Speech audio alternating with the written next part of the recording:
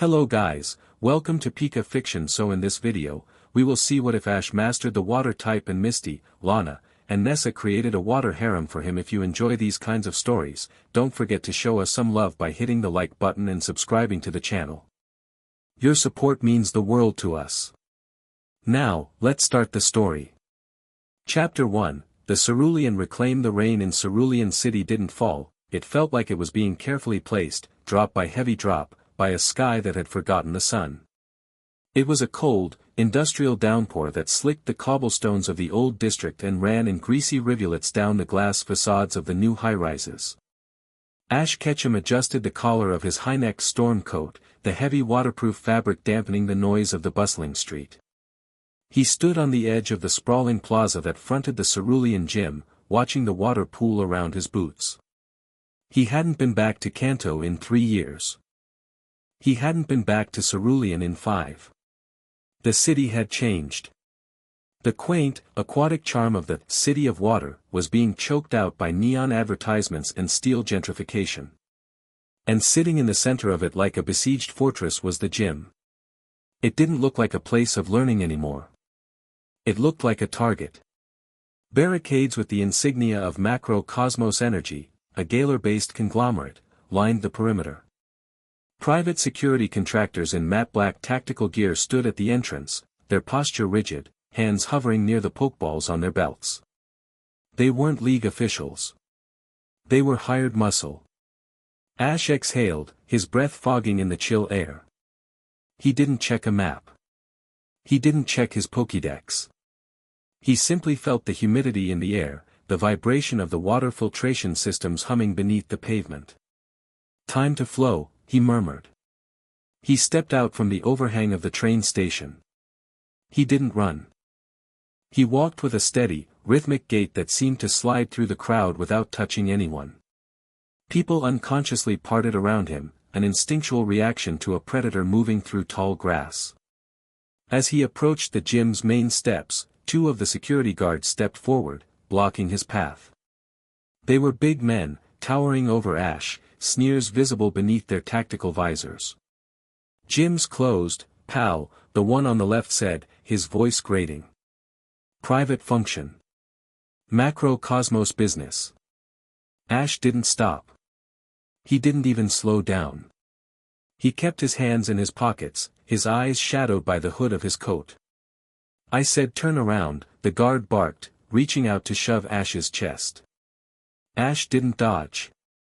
He shifted his weight, a subtle drop of his center of gravity that mirrored the way a wave collapses before breaking.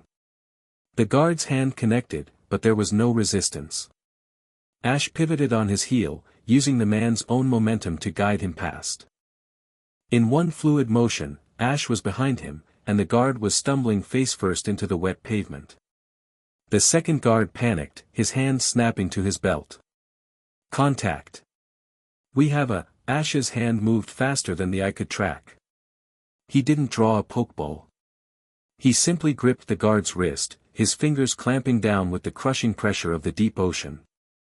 The guard gasped, his knees buckling as the nerve cluster was compressed. "Quiet," Ash said. His voice wasn't loud, but it cut through the sound of the rain like a razor. "I'm here to see the leader." He released the man, who slumped to the ground, clutching his wrist in silent agony. Ash stepped over him and pushed the double doors open. The interior of the Cerulean gym was humid, smelling of chlorine and ozone. But the tension in the air was thicker than the moisture. Misty Waterflower stood on the central platform of the main battle pool. She looked exhausted. Her trademark orange hair was pulled back into a severe, utilitarian tail, and she wore a wetsuit under a sharp, white blazer, the uniform of a woman fighting a war on 2 fronts. Opposite her, on the challenger's platform, stood a man in a tailored gray suit that cost more than most trainers made in a decade. He was flanked by 3 trainers, each recalling a heavy, imposing Pokémon, an Agron, an Electivire, and a Duraludon. "The offer expires at midnight, Misty," the suit said, checking a golden watch. "Macro Cosmos is generous. We're offering to buy the land, relocate your sisters to a penthouse in Lumios, and keep you on as a consultant. It's better than bankruptcy. Misty's hands were clenched into fists at her sides. I told you, Thorn. The gym isn't for sale. This is a league-sanctioned facility. You can't just buy a gym leader's title. Thorn smiled, a cold, reptilian expression. The league requires gyms to be solvent. My auditors have found discrepancies. Rising maintenance costs, dwindling challenger fees. We can petition to have your license revoked for incompetence. Then we take the land for free. You blocked the challengers. Misty shouted, her composure cracking. Your thugs outside have been turning away trainers for weeks. Security concerns, Thorn dismissed smoothly. Now, sign the papers, or my associates here will have to demonstrate why this facility is structurally unsound. A little sparring match that gets out of hand, who could blame us? The threat was naked. The electivire crackled with electricity, the sparks dancing dangerously close to the water. Misty reached for her belt. She had Starmie and Gyarados, but 3 elite-level heavy hitters at once. In an enclosed space. It would destroy the building's foundation.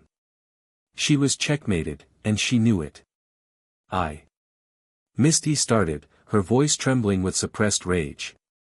She declines, a voice echoed from the entrance. Every head in the room snapped toward the shadows of the entry tunnel. Ash walked into the light of the arena. He lowered his hood, revealing a face that had lost the softness of youth. His jawline was sharp, his skin tanned from the Alolan sun and wind burned by the peaks of Silver. A jagged, thin scar ran from his left ear down to his collarbone, a souvenir from a training accident with a wild Feraligatr. He looked dangerous. Not like a trainer, but like a soldier who had walked off the battlefield and hadn't bothered to wipe the blood off his armor. Who is this?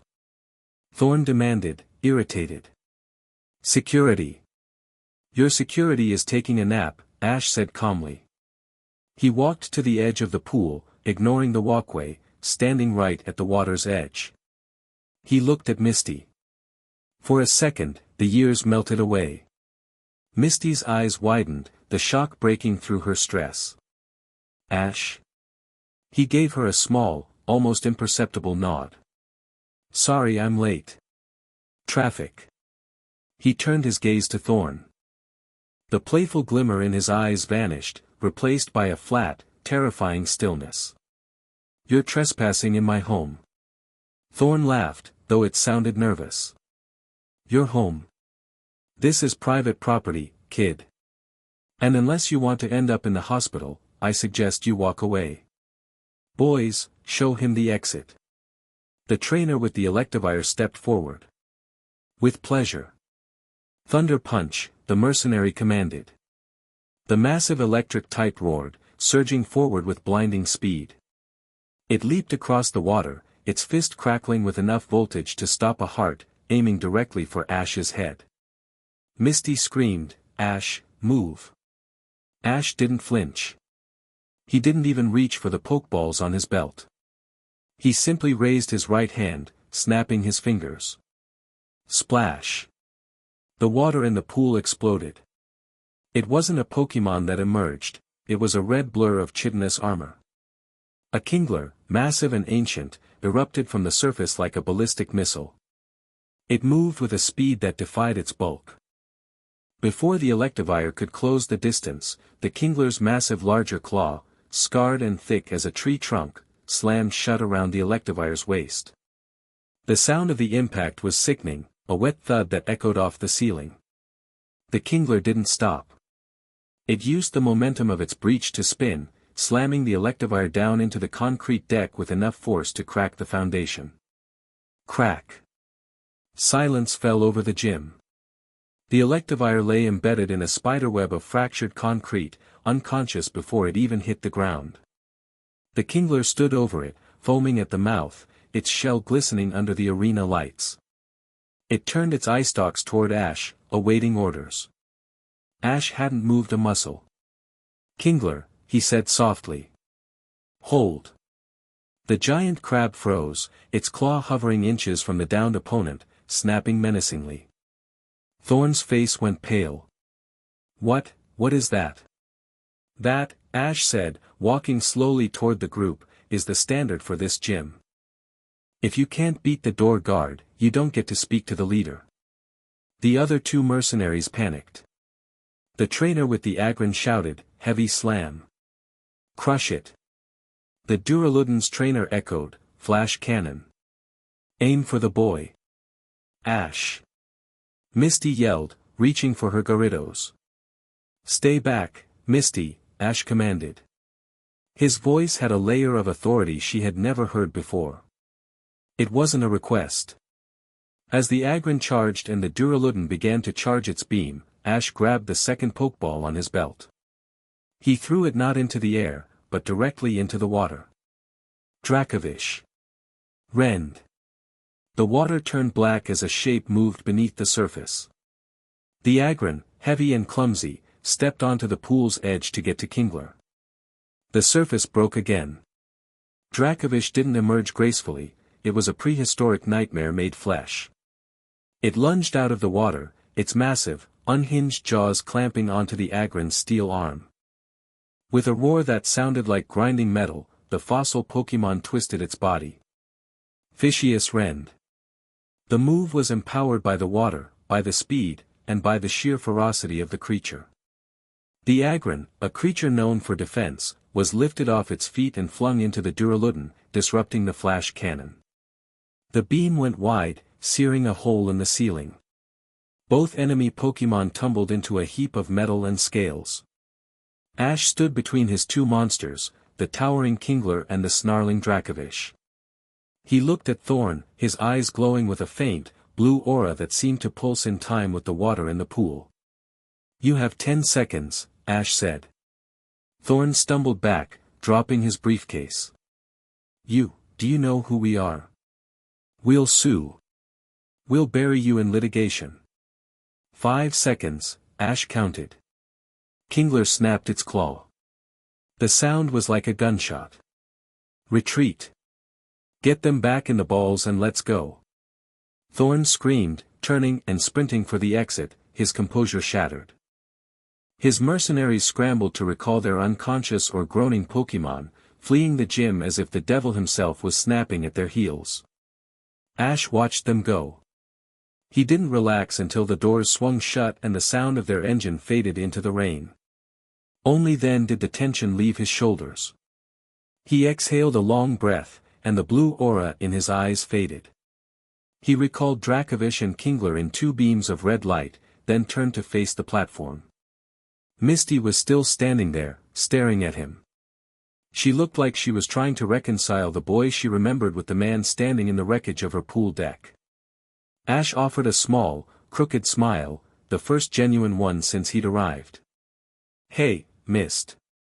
Misty didn't speak. She walked down the steps from the podium, her heels clicking on the damp tiles. She stopped a foot away from him. She looked up, studying his face, the scar, the tiredness around his eyes. Then, she punched him in the shoulder. Hard. Ow, Ash said, though he didn't rub it. 3 years, Ash. Misty yelled, her voice cracking. 3 years of radio silence. No calls, no letters. Professor Oak said you went off the grid in the Orange Islands. I thought you were dead. I was training, Ash said simply. Training? You call that training? She gestured to the crater in the floor where the Electivire had been. That was an execution.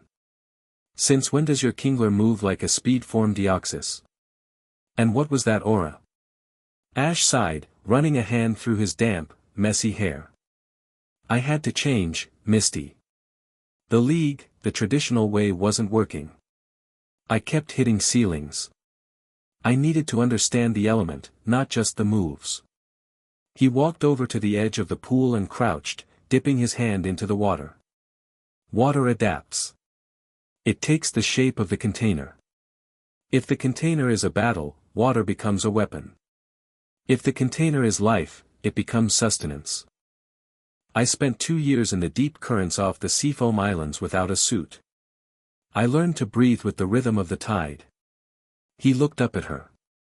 I heard you were in trouble. I came as soon as I felt the shift. Misty crossed her arms, trying to maintain her stern gym leader persona, but her eyes were wet. You felt the shift. You're talking like a mystic now. You used to be the kid who tried to fight a Mutwo with a punch. I still fight with punches, Ash grinned. I just hit harder now. Misty let out a shaky breath, the adrenaline crash finally hitting her. She slumped slightly, and Ash was there instantly, his hand steadying her elbow. His grip was warm and solid. They're going to come back, Ash, she whispered. Macrocosmos isn't just a company. They have the Galar League's backing. Chairman Rose's legacy. They want the water rights to the cerulean aquifer beneath the gym. They won't stop because you beat up 3 hirelings. I know, Ash said. His voice dropped an octave, becoming serious again. That's why I'm not leaving. Misty looked at him, her heart skipping a beat. You're staying. I'm done wandering, Misty. I'm done trying to be a master of everything. I've made my choice. He stood up, looking around the gym, the place where they had first battled, where their journey had truly begun. I'm going to make this place the capital of the water type, Ash declared. We're going to build a fortress. Let them come. Let the League come. We'll drown them all. Misty stared at him. This wasn't the brash declaration of a child. It was a strategic imperative. And for the first time in months, the crushing weight on her chest lightened. She wasn't alone. She asked, a small smile tugging at her lips. I can't do it alone, Ash said. He looked at her, his gaze intense. I have the power, Misty. I can crush rocks and part waves. But I don't know how to build. I don't know how to lead people. You do. You've kept this gym alive while wolves were circling. You're the anchor. He extended a hand. Partner? Misty looked at the hand. It was scarred, rough, and calloused. It was the hand of a warrior. She looked at his face and saw the same determination she had fallen in love with years ago, tempered by a dangerous competence. She took his hand. Partner.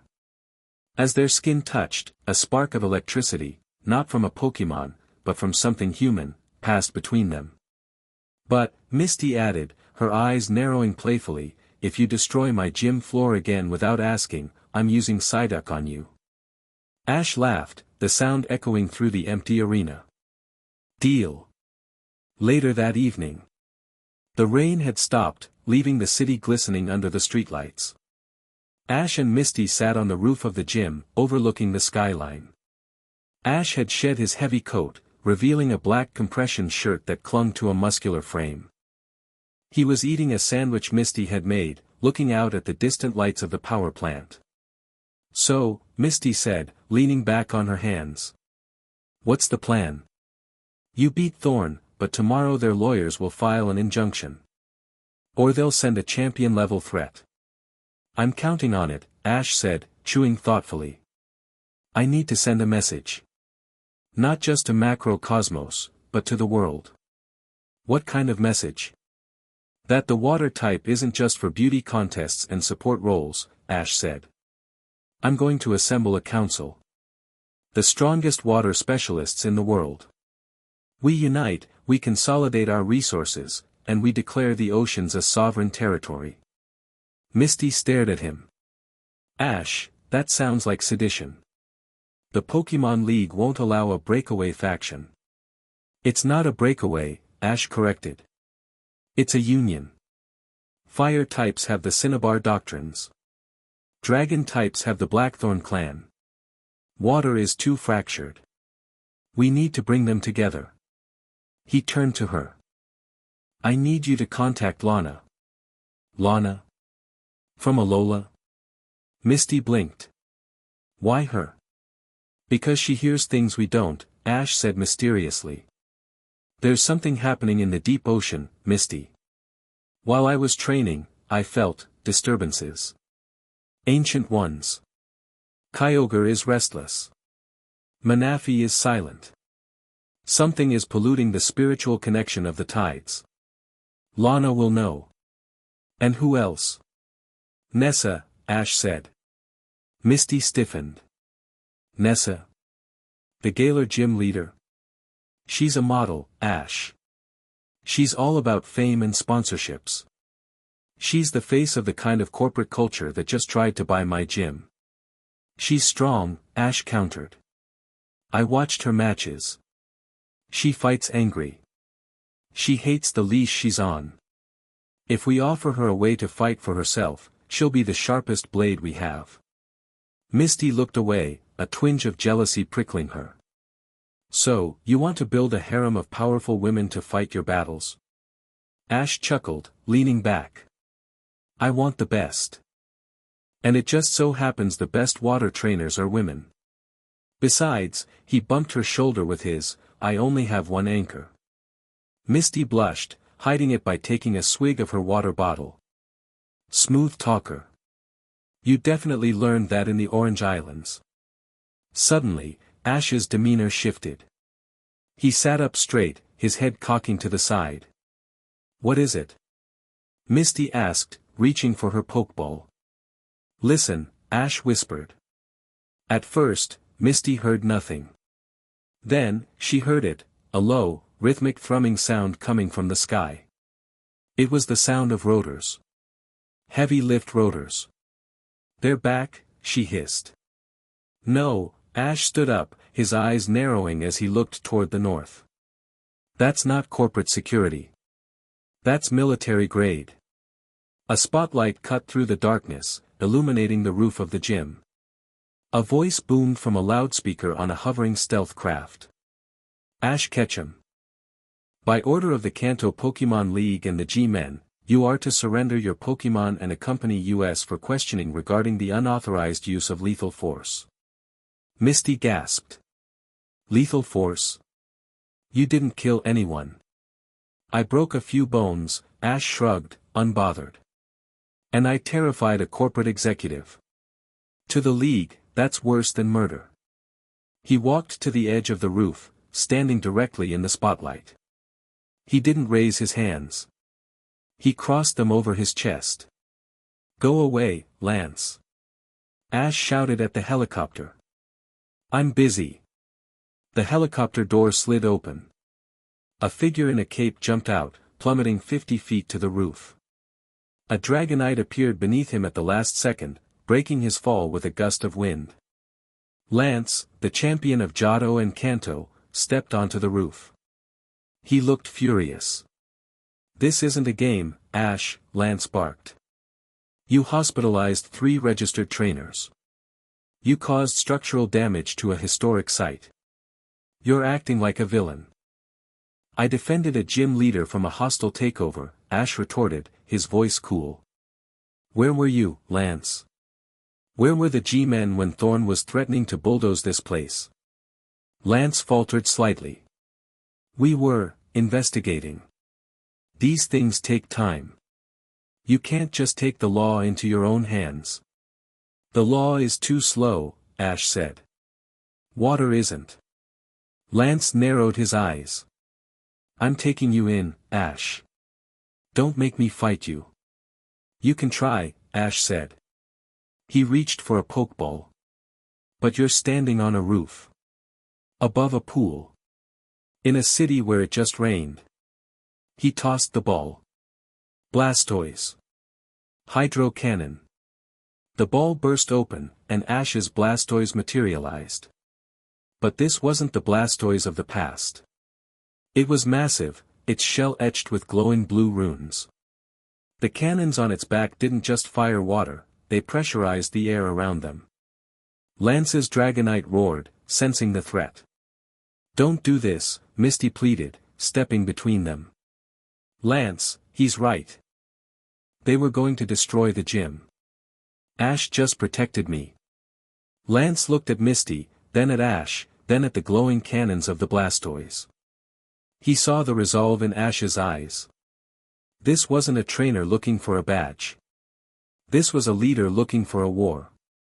Lance sighed, recalling his Dragonite. You have 24 hours, Ash. I can hold the warrant that long. But if you don't present yourself to the Indigo Plateau to explain your actions, I will return with the Elite Four. I'll be there, Ash lied. Lance glared at him one last time, then signaled the helicopter. The ladder dropped, and he ascended. As the chopper flew away, Misty turned to Ash. You lied to the champion. I bought us time, Ash said. Pack your bags, Misty. What? Where are we going? Ash looked out at the horizon, toward the south. Alola, he said. We need Lana. The tide is rising, and we need to be ready before the storm hits. He turned to her, his eyes softening. Trust me. Misty looked at the gym, her home, then back at the man who had returned from the wild to save it. She realized that the gym wasn't the building. It was the spirit of the water. And that spirit was standing right in front of her. Always, she said. Ash smiled. Then let's go fishing. Chapter 1 End. Chapter 2, Whispers from the Deep. The Alolan sun was usually a physical weight, a warm blanket that smelled of hibiscus and coconut oil. Today, it felt like a fever. Ash Ketchum stood at the bow of the Lapras II, a chartered heavy-duty catamaran cutting through the waves toward Melee Island.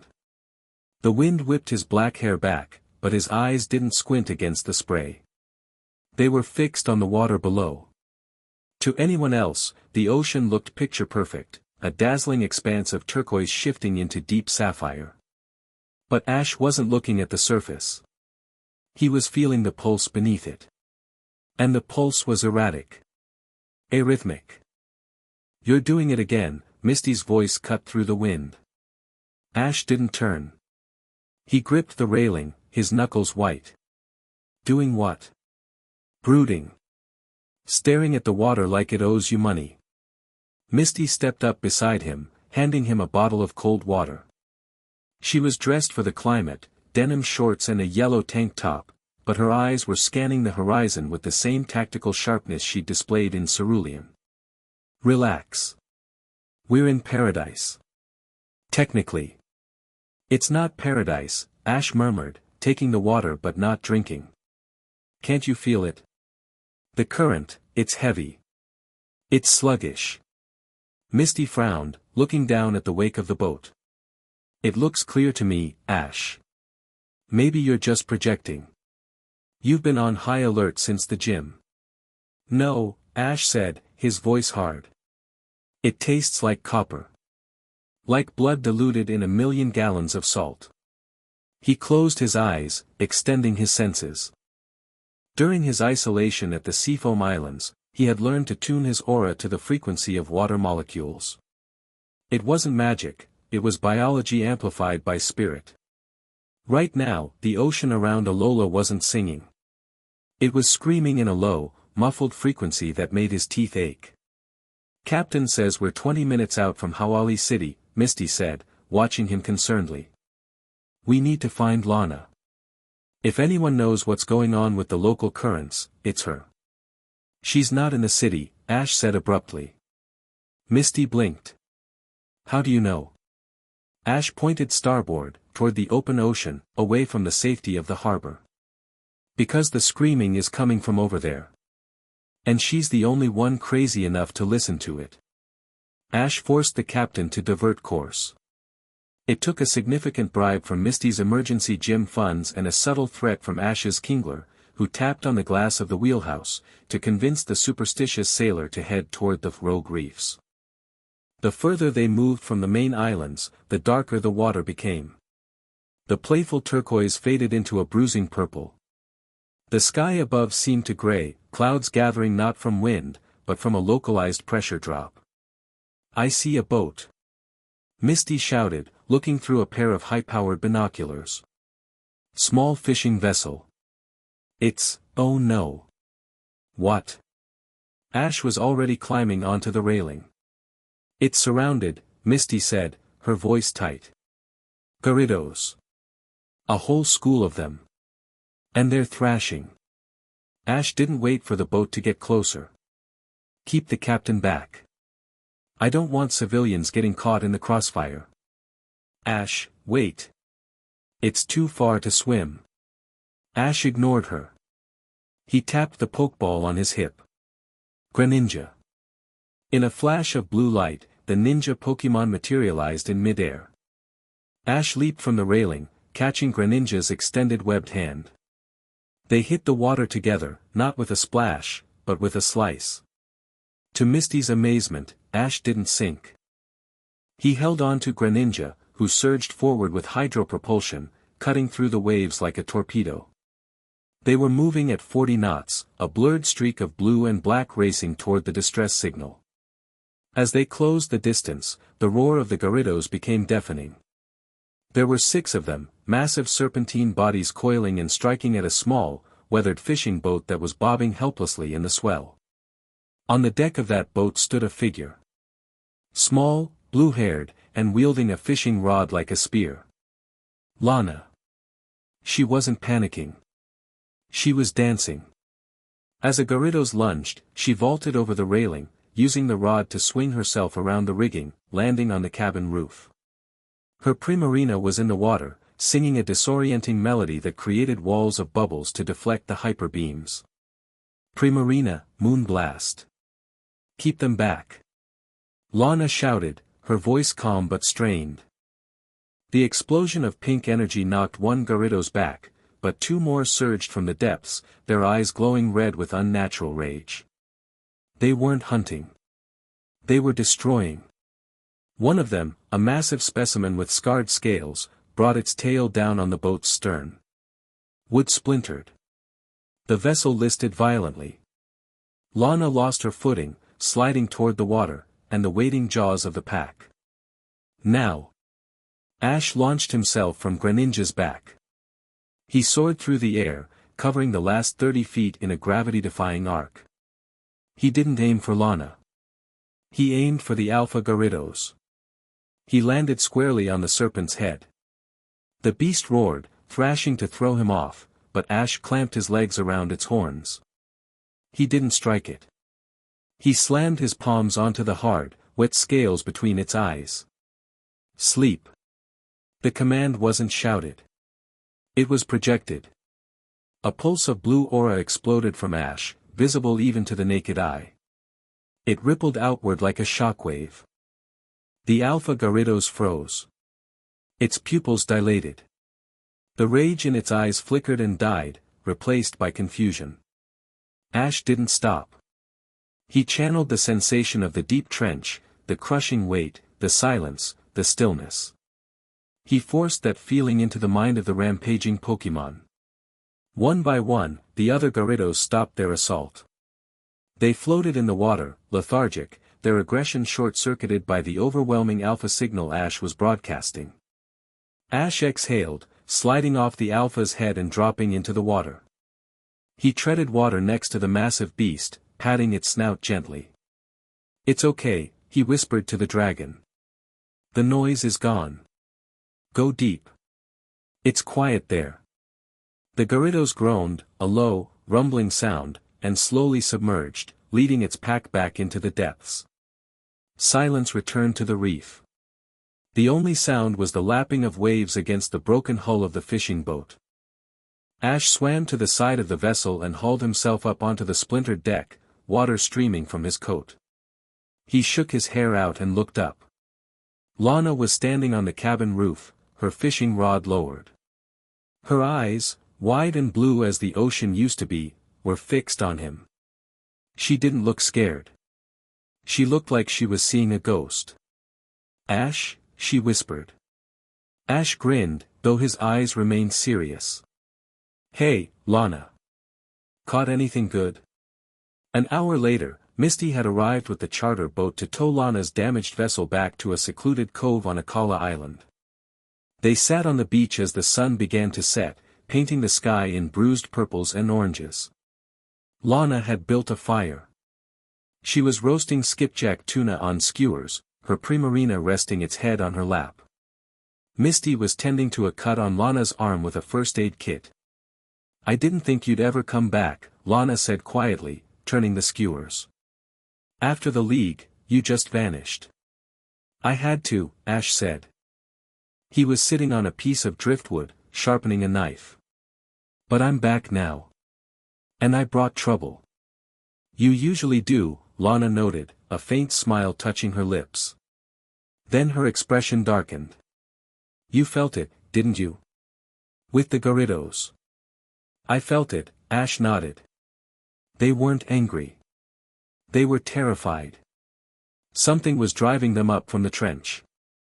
Something that smells like oil and death. Lana looked into the fire. It started 3 months ago. At first, it was just the wishy-washy. They wouldn't school. Then the Corsola started bleaching overnight.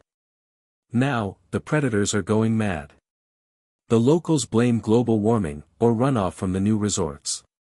But the ocean, it speaks to me, Ash.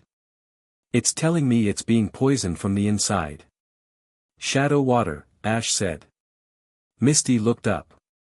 "What?" "That's what the aura felt like," Ash explained. "Water that has been stripped of its life. Heavy water.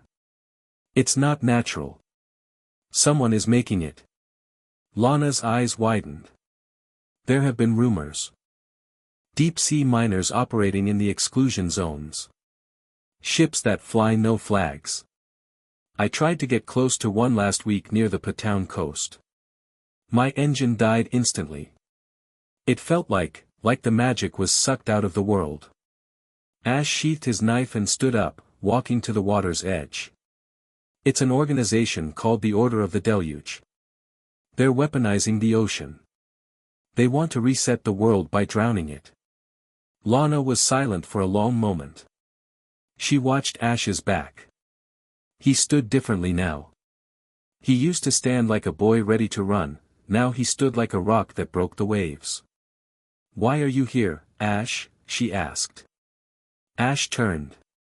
The firelight cast long shadows across his face. "I'm building a council. The League is too slow. The governments are too corrupt. I need the strongest water masters to hold the line. Misty is in. I want you." Lana looked at Misty. Misty nodded, her expression grim but resolute. "He's not joking, Lana. He nearly leveled my gym to make a point. He's intense. But he's right." Lana looked down at her hands. They were calloused from hauling nets and fighting lines. "I'm just a fisherman, Ash. I'm not a warrior like you or a leader like Misty." "Don't lie to me," Ash said softly. He walked back to the fire and crouched in front of her. "I saw you today. You stood your ground against 6 Garridos with a fishing rod. You understand the flow better than anyone. Misty is the anchor. I am the storm. But you are the depth. You see what we miss." He reached out, not touching her, but letting his hand hover near hers.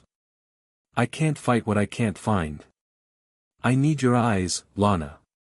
Lana looked at his hand, then up into his eyes. She saw the fire reflecting in them, but behind the fire was a vast, cool ocean. For the first time in months, the crushing anxiety she had felt about the dying sea eased. "If I go with you," Lana said, her voice steadying, "we do it my way when we're on the water. No rushing in blindly. The ocean punishes arrogance." Ash smiled. "Agreed." "And," Lana added, a mischievous glint returning to her eyes, "you have to help me fix my boat." The night watch the repair work took hours. By the time the hull was patched and the engine restarted, the moon was high and full.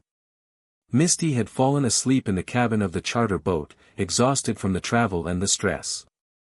Ash and Lana sat on the dock of the cove, their legs dangling over the water. The air was thick with humidity and the sound of cicadas. Ash had summoned his Greninja, who was meditating on a rock nearby, acting as a sentry. "You've changed," Lana said, breaking the silence. She wasn't looking at him, she was watching a chincho bobbing in the dark water. Everyone keeps saying that, Ash replied. It's not a bad thing, Lana said. You used to feel like a splash. Bright, loud, everywhere at once. Now you feel like the undertow. It's stronger. But it's sadder. Ash looked at her. Lana had always been observant, but her candor caught him off guard. I saw things, Lana. In the deep. I realized that being a Pokemon master isn't about collecting badges. It's about responsibility. If I have this power, this connection, I have to use it. And using it means making hard choices. Is that why you didn't call? Lana asked. The question hung in the air, fragile. Ash looked away. I didn't want to drag you into the danger until I was ready to protect you. Lana laughed softly, a sound like water over stones. Protect me? Ash, I've been wrestling wishiwashi the size of submarines while you were meditating on a mountain. I don't need protection. She leaned over, bumping her shoulder against his. It was a small gesture, but it carried weight. I need a partner. Someone who doesn't think I'm crazy when I say the ocean is crying. Ash turned to her. In the moonlight, her blue hair seemed to glow. There was a fierceness in her small frame that rivaled any legendary Pokemon he had faced. You have won, Ash promised. Lana smiled, satisfied. Then she stood up, dusting sand off her shorts. Good. Then show me. Show you what? Your power, Lana said. Misty told me you synchronized with a Kingler. I want to see it. Here. Now. Ash hesitated. It's dangerous, Lana. It drains me. The ocean is watching, Ash. Show it who's boss. Or are you all talk? The challenge was laid. Ash felt a grin tugging at his lips. He stood up and pulled a pokeball from his belt. Stand back. He threw the ball upward. Feraligatr. Torrent. The big jaw Pokemon materialized with a splash that soaked the dock. It was a monster, standing 7 feet tall, its blue scales scarred and thick as armor. It roared, a sound that shook the palm trees. Ash didn't issue a command. He closed his eyes and inhaled. Lana watched, fascinated. She saw the blue aura flare around Ash again, but this time, it extended. It wrapped around the Feraligatr like a second skin. The Pokemon stopped roaring. It crouched, its muscles coiling, its eyes turning the same luminescent blue as Ash's. Ash moved his right arm in a sweeping, chopping motion. In perfect unison, the Feraligatr mimicked the movement. A blade of pressurized water, Aqua Cutter, slashed through the air. It hit a massive rock formation 50 yards out in the bay. Schlick. The rock didn't explode. It simply slid apart, sliced cleanly in half diagonally. The top half slid off and crashed into the sea with a thunderous splash. Ash exhaled sharply, the aura fading. He stumbled slightly, and Feraligatr reached out a massive claw to steady him. Lana stared at the sliced rock. Then she looked at Ash, her eyes wide with a mix of awe and something darker, more primal. That wasn't a move, she whispered. That was synchronization. It's the bond, Ash said, patting Feraligatr's arm. We move as one. We think as one. Lana walked up to him. She reached out and touched the Feraligatr's snout. The terrifying beast let her, sensing her acceptance. You're going to start a war with this power, Ash, she said softly. I know, Ash replied. But it's a war for the survival of the sea. Lana turned to him. She placed a hand on his chest, right over his heart. Then let's win it. The next morning the peace was broken by the ringing of a satellite phone. Misty came running out of the cabin, the device in her hand. Ash. It's for you. It's encrypted. Ash took the phone. Catch 'em. Ash Ketchum, a cool, confident voice purred on the other end. Or should I say, the fugitive of Kanto? Ash narrowed his eyes. Who is this? Someone who just watched satellite footage of you slicing a rock in half on a Kala island, the voice said. Impressive. Unrefined, but impressive. I don't have time for games, Ash snapped. Identify yourself. My name is Nessa, the voice said. And if you're done playing in the kiddie pool with the fisherman and the redhead, I suggest you get your ass to Galar. The World Coronation Series exhibition is starting. And I hear the prize this year isn't money. Ash stiffened. What is it? It's a key, Nessa said. A clearance code for the chairman's private underwater archives. If you want to know where your shadow water is coming from, you need that key. And the only way to get it is to go through me. Ash looked at Lana and Misty, who were watching him intently. I'm listening, Ash said. Good, Nessa replied. Don't be late, Ketchum. I hate waiting. And bring your best. I'd hate to drown you in the first round. The line went dead. Ash lowered the phone, a dangerous light returning to his eyes. Who was it? Misty asked. Nessa, Ash said. We're going to Galar. Lana checked the rigging of her boat, her expression unreadable. Galar waters are cold, Ash. And Nessa, she's known for being heartless. She has what we need, Ash said, looking north. She thinks she's the queen of the Galar seas. He clenched his fist, the memory of the sliced rock still fresh in his muscles. It's time to show her who the king is. Chapter 2 End. Chapter 3, the Galar Front Winden Stadium didn't just host battles, it manufactured spectacles. The roar of 50,000 spectators wasn't a sound, it was a physical force that vibrated through the concrete floors of the waiting room, shaking the water in Ash's bottle. This place gives me a headache, Lana murmured. She was sitting cross-legged on a bench, looking out of place in her simple island attire amidst the chrome and neon of the locker room. The water here, it tastes like electricity. That's the Dynamax energy, Misty said, pacing the room. She wore a headset, monitoring the broadcast feed on a tablet. It distorts everything. And the crowd is hostile, Ash. The betting odds have you at 40-1. They think you're a washed-up tourist. Ash stood by the lockers, wrapping his hands. He didn't look up. Let them think that. Nessa is playing the crowd, Misty continued, her voice tight with tactical anxiety. She's not just a gym leader here, she's a deity. Billboard model, influencer, tactical genius. She uses the noise. She'll try to drown you in it before she even sends out a Pokemon. Ash finished taping his wrist. He flexed his hand, the fabric straining. Noise doesn't matter underwater. He turned to his companions. Did you secure the perimeter? Greninja is in the rafters, Ash said, answering his own question mentally, but checking with them. Lana and I will be in the box, Misty confirmed. If Macrocosmos tries anything funny during the match, we'll know. The locker room door buzzed. A robotic voice announced, final call.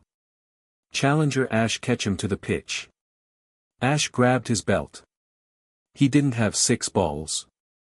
He only had 2 for this exhibition. That was the agreement.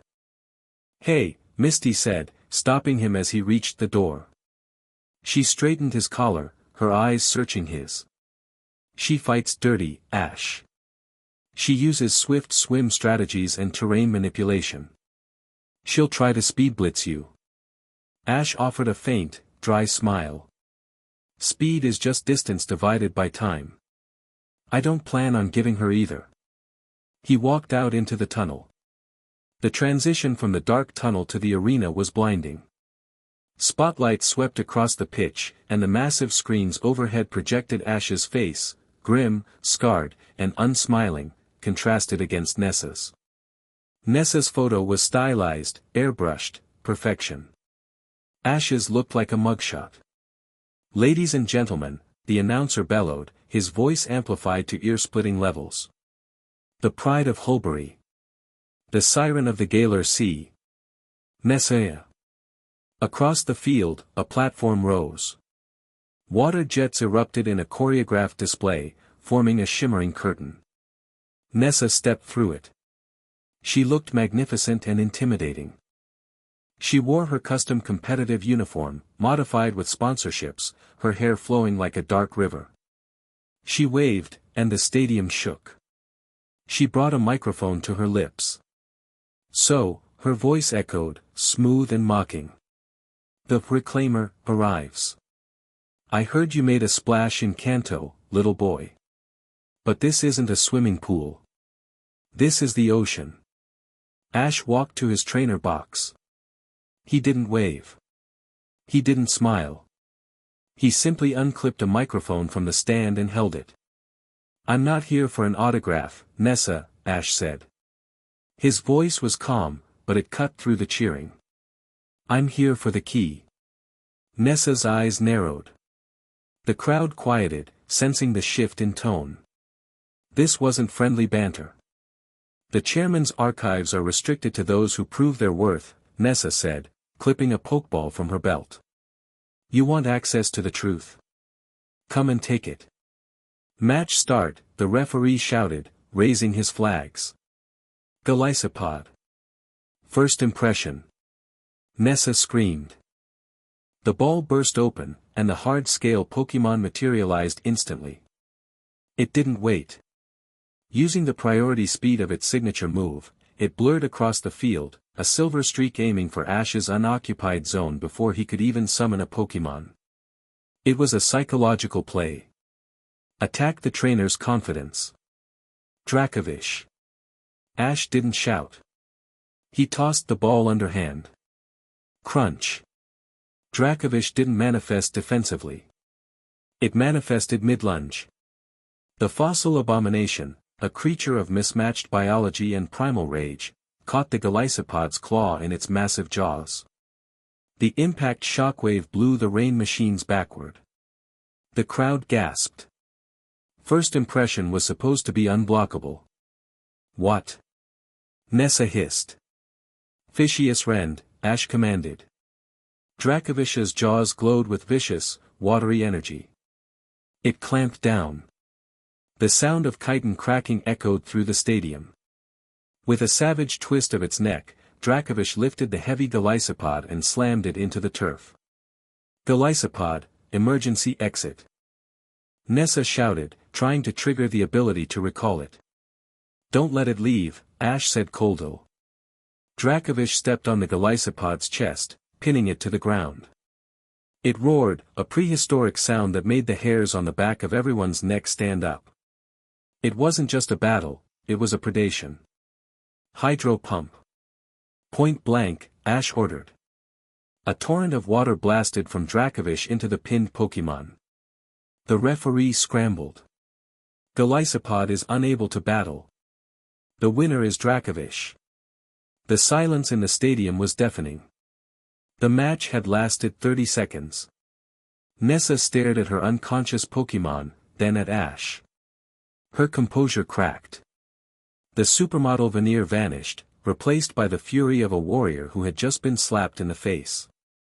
You think brute force impresses me? Nessa recalled Golisopod, her hand trembling with rage. You come into my house and embarrass me? She grabbed her second ball. It was a heavy ball. Dreadnought. The bite Pokemon landed, heavy and solid. Dynamax. Nessa screamed, slapping her wristband. Red energy swirled from the stadium floor, engulfing the Dreadnought. It grew, expanding until it towered over the arena, a kaiju of rock and water. The sky turned dark as the Dynamax clouds gathered. G-Max Stone Surge. The giant Dreadnought roared, summoning massive jagged rocks made of water and energy. They floated in the air, ready to impale anything that moved. Ash looked up at the Titan. He didn't reach for his Dynamax band. He didn't have one. Ash is crazy. Lana shouted from the box. He can't tank a max move with a regular Pokemon. Watch, Misty said, her eyes glued to the field. He's not tanking it. Ash looked at Dracovish. The fossil Pokemon was panting, excited by the size of the prey. Dracovish, Ash said. Water is heavy. Dracovish grunted. But we are heavier. Ash raised his hand. Dragon Rush. Use the stones. Use them. Nessa yelled. Crush him, Dreadnought. Max Rockfall. A mountain of rock descended. Dracovish didn't run away. It ran up. Cloaked in blue dragon energy, Dracovish leaped, using the falling debris of the max move as stepping stones. It moved with a chaotic, frantic agility, bouncing off the massive rocks that were meant to crush it. Left. Right. Up. It was a blur of teeth and legs. Nessa's eyes widened. Intercept it. Max Geyser. A geyser of water erupted from the ground, aiming to blast Dracovish into the sky. Surf, Ash said. Dracovish rode the geyser. It caught the lip of the water column, surfing up the very attack meant to kill it. It crested the water, level with the Dynamax Dreadnaught's face. Ash clenched his fist. The aura around him flared, connecting him to the fossil. Meteor Beam. It wasn't a water move. It was rock energy gathered from the atmosphere. Dracovish opened its mouth, absorbing the residual energy of the stone surge, and fired a concentrated beam of white light directly into the Dreadnaught's eye. Boom! The explosion was blinding. The Dynamax energy destabilized. The giant Dreadnought wavered, glowing red, then white, then shrank rapidly back to its normal size, crashing onto the field with a resounding thud. Swirly eyes. The referee was stunned. Dreadnought is unable to battle. The winner is Ash Ketchum. The stadium was silent for a heartbeat. Then, confused murmurs began. They hadn't seen a Dynamax Pokemon defeated by a standard one in years. Especially not in 3 moves. Ash recalled Dracovish. He didn't celebrate. He walked to the center of the field, looking up at the VIP box where the tournament officials sat. I won, Ash's voice amplified through the stunned silence. Give me the key. The locker room was a wreck. Nessa had swept a row of energy drinks off the table. She was sitting on the bench, head in her hands, her breathing ragged. It wasn't just a loss, it was a dismantling. The door opened. Get out. Nessa screamed, not looking up. I don't want to see any reporters. I'm not a reporter, Ash said. Nessa's head snapped up. Her eyes were red, rimmed with furious tears. You have the nerve to come here. You got your key. Get lost. Ash closed the door behind him and locked it. He walked over to the cooler, grabbed a bottle of water, and tossed it to her. She caught it reflexively. You fought well, Ash said, leaning against the lockers. Don't patronize me, Nessa spat, standing up. She towered over him in her heels, but Ash didn't seem small. You humiliated me. You made my Dreadnought look like a toy. You didn't even Dynamax. Was I not worth the effort? Dynamax makes you big, Ash said calmly. It doesn't make you strong. It makes you a target. He stepped closer, invading her personal space. You rely on the spectacle, Nessa. You let the crowd dictate your rhythm. You're the siren, right? You're supposed to lure them in and drown them. Instead, you tried to overpower a tsunami. Nessa glared at him, her chest heaving. And who are you to lecture me? A wandering hobo who talks to fish. I'm the guy who just beat you, Ash said simply. And I'm the guy who knows that you're bored. Nessa blinked, her anger faltering for a split second. What? I watched your old matches, Ash said. Before the sponsorships. Before the modeling. You used to fight with your teeth. You were vicious. Today. You were predictable. You're bored, Nessa. Being a celebrity has dulled your edge. Nessa opened her mouth to argue, but the words died in her throat. He was right. She felt hollow. The wins felt manufactured. The losses, rare as they were, felt like PR disasters rather than learning experiences. I'm building something, Ash said, his voice dropping. A council. The strongest water users in the world. Not for fame. Not for league points. For the ocean itself. He pulled a small, ancient-looking coin from his pocket, a token he had found in the Seafoam Islands. He held it out. There is a threat rising. Shadow water. It's killing the sea. I need a vanguard. I need someone who can strike hard and fast. I don't need the model. I need the shark. Nessa looked at the coin, then at Ash's face. She saw the challenge in his eyes. He wasn't asking her to join a club. He was daring her to be dangerous again. You think you can lead me? Nessa asked, her voice regaining its haughty edge, though the heat behind it had shifted from anger to intrigue. I think I can beat you, Ash smirked. Until you get strong enough to beat me back. The corner of Nessa's mouth twitched. It was the promise of a rivalry, a real, unfiltered struggle for dominance. She snatched the coin from his hand. Fine, she said, flipping her hair back. I'll help you find your shadow water. But don't think this makes us friends, Ketchum. I'm going to learn your tricks, and then I'm going to crush you in a rematch. Publicly. I look forward to it, Ash said. And Ash? Nessa stepped closer, her voice dropping to a sultry whisper, her eyes flashing with a predatory light. Next time, don't hold back. It insults me. I won't, Ash promised. Ash walked out of the stadium's rear exit, the keycard to the chairman's archives tucked in his pocket. Misty and Lana were waiting for him by a sleek black town car, Nessa's car. Nessa walked out a moment later, wearing oversized sunglasses and a trench coat. She ignored the paparazzi camped by the gate and signaled for Ash to get in. Shotgun. Lana called out, diving into the front seat. Misty looked at Ash as he opened the back door. You survived the locker room. Barely, Ash muttered. She looks energized, Misty noted, watching Nessa bark orders at her driver. She needed a wake-up call, Ash said. She's in. Great, Misty sighed, sliding into the car. Another strong personality. This car is going to be small.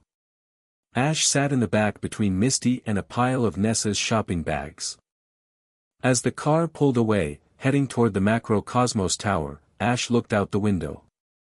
The rain had started again. But this time, it didn't feel cleansing. It felt heavy. Ash, Lana said from the front seat, looking at a sensor on her wrist. The readings, they're spiking. The shadow water signature isn't just in the ocean anymore. Where is it? Ash asked. Lana turned around, her face pale. It's coming from under the city. Directly under the tower we're heading to. Nessa looked in the rearview mirror, her eyes meeting Ash's. Rose's private energy plant. The old reactor. Step on it, Ash said. The car surged forward into the rainy Galar night. The team was assembled. The target was identified. Now, the real war began. Chapter 3 End. Chapter 4, The Order of the Deluge. The basement levels of the Macrocosmos reactor didn't hum, they vibrated with a sickness. The air was stale, tasting of ozone and rot. This isn't energy generation, Nessa whispered, her voice echoing slightly in the vast, dimly lit corridor. She swept the beam of her flashlight over a row of containment tanks. This is a refinery. Ash walked at the front of the formation, Greninja melding with the shadows beside him. He placed a hand on the glass of the nearest tank.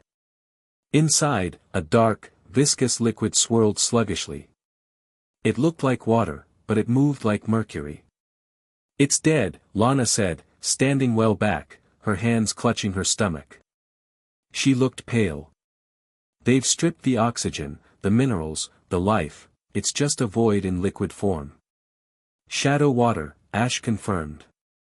He looked at the console next to the tank. They aren't making it here anymore.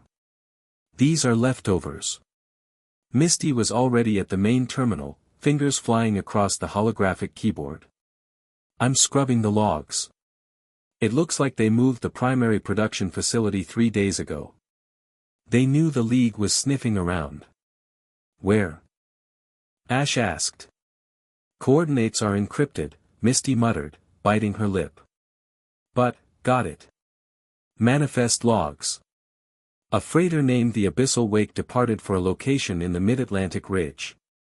Point Nemo sector. The spaceship graveyard, Nessa noted, her expression darkening. That's international waters.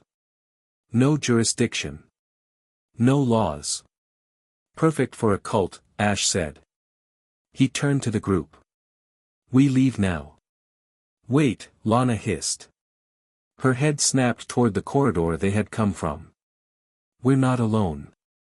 The blast doors at the end of the hall hissed open. 6 figures in environmental suits stepped out, flanked by a squad of Toxicroak and Seismatode. They wore gray armor with a stylized insignia, a drop of water shattering a crown. The order, Ash realized. Intruders, the lead soldier distorted through a vocalizer. Sanitize the area. Nessa, Ash said calmly. Clear the path. Nessa grinned, a sharp, predatory expression. She pulled a dive ball from her coat. With pleasure. Barraskewda. Liquidation. The arrow-shaped Pokémon shot out like a harpoon. It didn't just hit the lead Toxicroak, it pierced the formation.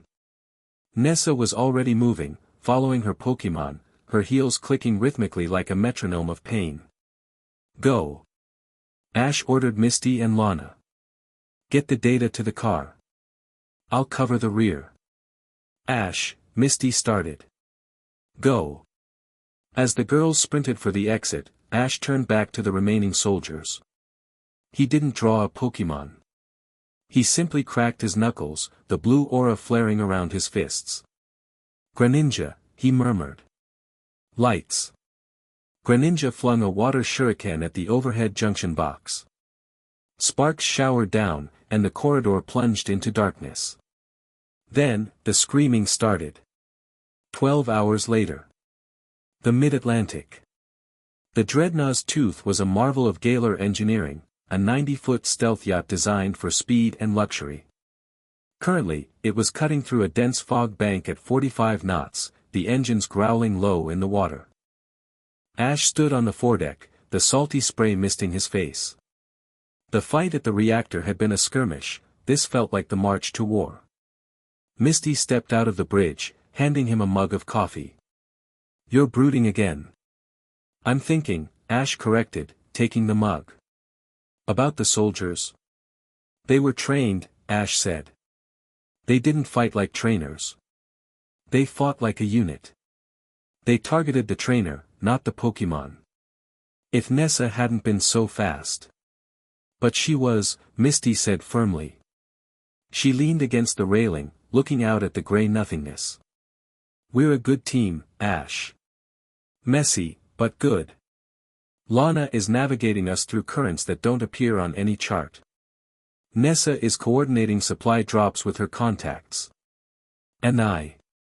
You're keeping us from killing each other, Ash finished, smiling slightly. Misty laughed.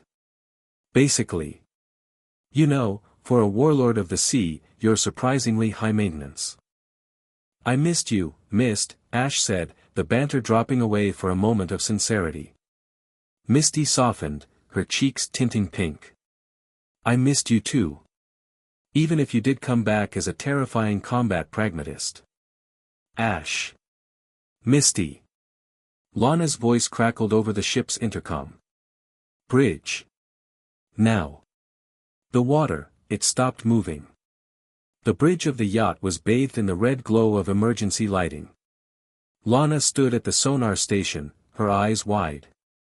Nessa was at the helm, her hands gripping the wheel so hard her knuckles were white. "What do you mean it stopped?" Ash asked, entering the room. "Look at the sonar," Lana pointed. "Zero biological activity. No plankton. No fish. Nothing. And the current, it's dead calm. We've entered a bubble of shadow water." "It's a kill zone," Nessa said, her voice tight. "My navigation systems just scrambled. Radar is jammed." Boom. The explosion rocked the yacht, throwing them all off balance. The vessel listed violently to port. "Starboard side." Nessa screamed, fighting the wheel. "Torpedo impact. They're under us." Lana yelled, clutching the console. 3 submersibles. Fast attack class. "Misty, take the damage control." Ash barked, taking command instantly. "Nessa, keep us moving. Don't let them get a lock." Lana, eyes on the water. "Where are you going?" Misty shouted as Ash ran for the door. "They aren't just trying to sink us," Ash yelled back. "They're boarding." Ash burst onto the deck just as the grappling hooks slammed into the railing. Black-clad figures were vaulting over the side, moving with the precision of special forces. The rain was falling hard now, mixing with the smoke from the engine hit. "Greninja!" Ash roared. Greninja materialized from the shadows of the radar mast, a water shuriken already forming in its hand. It sliced the rope of the nearest grappler, sending a soldier tumbling back into the dark sea. But there were too many. 12 soldiers landed on the deck, weapons drawn. These weren't standard-issue firearms, they were energy casters, modified to fire concussive blasts of sound, Pokémon deterrents. "Take the boy," the commander shouted. 3 soldiers rushed Ash. Ash didn't step back. He stepped in. He ducked under the first swing of a stun baton, driving his elbow into the soldier's solar plexus. The man folded. Ash grabbed the baton, spun, and cracked it against the helmet of the second attacker. Water style, Ash breathed, his movements fluid, continuous. A third soldier aimed a caster. Greninja appeared in front of the muzzle, deflecting the blast with a glowing kunai of compressed water. "Kingler. Clear the deck."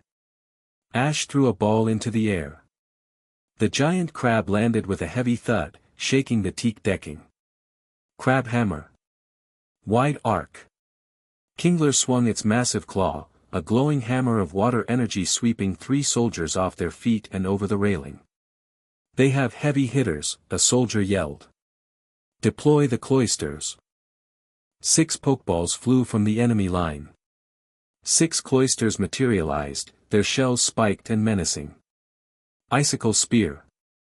Barrage. The air filled with razor-sharp ice shards. Blastoise. Shell trap. Ash countered, throwing his second heavy hitter. Blastoise emerged, instantly withdrawing into its shell. It spun rapidly, deflecting the ice with its armored carapace. Then, it popped out. Hydro cannon. The blast was point-blank. It hit the line of cloisters like a freight train, shattering their formation and sending them skidding across the slippery deck. But the soldiers were smart. While Ash was engaged with the Pokémon, 2 of them flanked him. A net gun fired. Ash saw it coming, awaited, electrified mesh. He couldn't dodge in time. Shing. A streak of blue light severed the net in midair. Nessa stood on the upper deck, a harpoon gun in her hand, her hair whipping in the wind. "Nobody nets my captain. Focus on the subs." Ash yelled up to her. "If they fire again, we swim." "Way ahead of you." Nessa shouted. She threw a ball into the water. "Gyarados. Dive and bite." Her Gyarados, a shiny, red terror, breached the surface, diving straight down toward the submerged threat. On the main deck, the fight turned into a brawl. Ash and Greninja moved as mirror images. Ash swept a soldier's legs, Greninja kicked another in the chest. Ash blocked a punch, Greninja parried a poison jab from a Toxicroak. They were perfectly synced. The aura bond was visible now, a faint blue thread connecting man and Pokémon. Ash wasn't issuing commands, he was fighting the battle through Greninja's body while piloting his own. Suddenly, the ship lurched. A massive shape rose from the water on the port side. It was a submarine. A surfaced assault sub, decked out with heavy cannons. The hatch opened, and a man stepped out. He wore the robes of the Order, but beneath them was high-tech armor. "Valerius sends his regards," the man shouted. He raised a gauntlet that glowed with purple energy. Shadow Ball. Maximum output. He wasn't using a Pokémon. He was using the tech. Ash. Misty screamed from the bridge. Incoming. Ash looked at the gathering energy. He couldn't dodge. If that hit the deck, the fuel tanks would go up. The girls were right above the fuel line. Ash made a choice. Greninja. Aerial Ace, on me. Greninja didn't hesitate. It kicked Ash in the chest, launching him backward, away from the blast zone, while Greninja used the recoil to flip high into the rigging. Ash hit the railing hard, the wind knocked out of him. The Shadow Ball fired. But it didn't hit the ship. A wall of water rose up from the sea, solid, thick, and shimmering with light. The purple energy slammed into it and dissipated into harmless steam. Lana stood on the railing of the bow, her eyes glowing a fierce, terrifying blue. Her Primarina was in the water below, singing a song that resonated with the very bones of the ocean. "You do not touch my friends," Lana said, her voice amplified by the water itself. Oceanic Operetta. The water around the submarine began to boil. A massive bubble of energy formed, lifting the submarine out of the water. "Drop it," Lana whispered. The bubble burst. The submarine fell 50 feet, slamming into the ocean surface with a hull-shattering crash. Ash pulled himself up, ribs aching. "Now. Capture the commander." Greninja dropped from the rigging, landing on the deck of the sinking submarine. It grabbed the robed man by the collar and vanished, reappearing on the deck of the yacht a second later. The remaining soldiers, seeing their ship crushed and their leader taken, hesitated. "Leave," Ash said, his voice cold. "Or join the submarine." They recalled their Pokémon and dove into the dark water, activating emergency extraction beacons. Ash walked over to the captured commander. The man was coughing, pinned by Greninja. Ash knelt down, grabbing the man's chin. "Valerius," Ash said. "Where is he?" The commander spat blood on the deck. He looked up, his eyes filled with fanaticism. "He is where the sky meets the sea. You can't stop the deluge, catch him. The cleaning has already begun." Ash stood up. "Lock him in the brig." The aftermath: the storm had passed, leaving the sea eerily calm. The dreadnought's tooth was battered, scorch marks on the hull and the railing twisted, but it was afloat. The team gathered in the mess hall. Misty was bandaging a cut on Ash's cheek. Lana was drinking hot cocoa, her hands trembling slightly from the exertion of the Z-move. Nessa was pacing, adrenaline still high. "That wasn't a patrol," Nessa said. "That was a hit squad. They knew our route." "We have a leak?" Misty asked, applying antiseptic. "No," Ash said, wincing.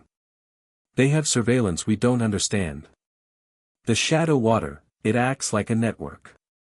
If you touch it, they know." He looked at the three women. They were tired, battered, and wet. But they were alive. And they had fought like a single organism. "You guys were incredible," Ash said softly. Nessa stopped pacing. She looked at Lana. "That shield. I've never seen a Primarina hold that much mass. I asked the ocean for help, Lana murmured. And it answered. But it was angry, Nessa. It wanted to crush them. Misty finished the bandage. We have a prisoner. We have the location of the main base, or at least a vector. The sky meets the sea riddle. It's not a riddle, Ash said. He walked to the map on the wall. He pointed to a location deep in the southern hemisphere, near the pole. The point of inaccessibility, Ash said. The farthest point from land in any direction. There's an ancient ruin there. The Sea Temple of Samaya. Misty gasped. The Temple of the Sea? I thought that drifted. It does, Ash said. But Valerius has anchored it. He's using the temple's crystals to amplify the shadow water production. He turned to his team. We aren't just fighting a cult anymore, Ash said grimly. We're going to liberate a temple. Nessa smirked, checking the charge on her harpoon gun. Invading a moving underwater temple surrounded by fanatics? Sounds like a Tuesday. Lana set her cup down, her eyes steeling. If they are defiling Samaya, I will sink them all. Misty put a hand on Ash's shoulder. We need to resupply. And we need to interrogate the prisoner to find out what the Great Cleansing actually entails. I have a feeling, Ash said, looking out the porthole at the dark, restless ocean, that we're about to find out. Chapter 4 End. Chapter 5, Politics of the Tide. The brig of the Dreadnaught's Tooth was nothing more than a reinforced steel box located near the bilge pumps. It was cold, damp, and vibrated constantly with the low-frequency thrum of the yacht's idle engines. Ash Ketchum stood in the center of the room, his arms crossed. He hadn't slept in 30 hours. The adrenaline of the battle had faded, replaced by a cold, crystalline focus. Opposite him, shackled to a bolted chair, sat the commander of the Order's strike team. His name was Kalis. He had been stripped of his high-tech armor, leaving him in a gray undersuit. His face was bruised, but his eyes were defiant. You're wasting your time, Ketchum, Kalis spat, his voice raspy. I am a drop in the ocean. You can dry me out, but the tide still comes. Misty stood by the door, her arms folded, watching with a mixture of apprehension and resolve. Lana was crouched in the corner, eyes closed, listening to the prisoner's heartbeat. Nessa was absent, she was topside, dealing with the damage control. I'm not trying to dry you out, Ash said softly. He stepped closer. I want to know about the cleansing. It is salvation, Kalis sneered. The land is a disease. Humanity has choked the world with concrete and smoke. Lord Valerius has seen the truth. The world began in water, it must return to water to be born again. We are simply accelerating the cycle. By poisoning it with shadow water? Ash asked. That's not rebirth. That's necrosis. It is a purgative. Kalis shouted, straining against his bonds. The shadow water kills the weak. Only the strong survive it. We are creating an ecosystem of gods.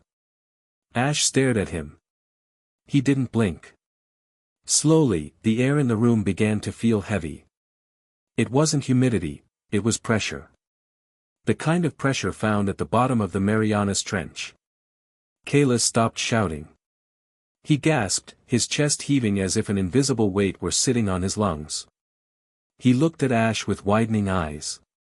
The boy wasn't touching him. Ash was simply standing there, projecting the crushing weight of his own aura. You talk about strength, Ash whispered. But you're drowning in a chair.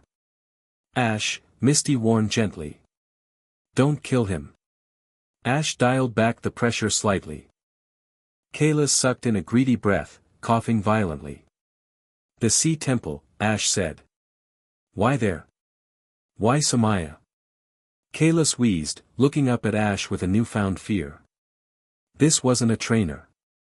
This was a monster in human skin. The crystals. The sea crown. Valerius, he isn't just making shadow water anymore. He's trying to awaken the great Leviathan. Lana's eyes snapped open. Kyogre? Older, Kalis gasped. The primal source. He needs the crown to control the frequency. To sing the song that ends the world. Ash turned to Misty. The sea crown. If he corrupts that, he controls every water type on the planet. We have to get there, Misty said, her face pale. If he forces a primal reversion on a global scale. We leave within the hour, Ash said. Suddenly, the ship's intercom buzzed. It was Nessa. Her voice wasn't panicked, but it was dangerously low. Ash. Get to the bridge. We have company. More subs? Ash asked, hitting the comms button. Worse, Nessa replied. Government. Ash emerged onto the deck of the Dreadnought's Tooth to find the dawn sky choked with gray clouds. But the threat wasn't the weather. Surrounding their yacht, maintaining a precise 2-mile perimeter, was a fleet. 3 heavy destroyers flying the flag of the Pokémon G-Men, flanked by a dozen fast-attack patrol boats. Above them, the sky was thick with Dragonites and Pidgeots carrying armed agents. Hovering directly above the yacht's bow was a massive command airship, the insignia of the Indigo League emblazoned on its hull. They were waiting for us, Nessa said. She was leaning against the railing, wearing a fresh coat, her sunglasses hiding her eyes. She looked like she was posing for a magazine cover, but her hand was hovering near the release of her harpoon gun. They tracked the energy signature of the battle, Lana deduced, standing by the helm. Or they tracked the prisoner. A spotlight from the airship blinded them for a moment. A voice boomed, amplified to godlike volume. This is Champion Lance of the G-Men. Power down your engines and prepare to be boarded. Ash Ketchum, you are harboring a known terrorist and operating in violation of international maritime law. Ash shielded his eyes against the glare. He didn't look impressed. Misty, Ash said calmly. Get the prisoner below. Lock him in the deepest hold. Lana, keep the engine running hot.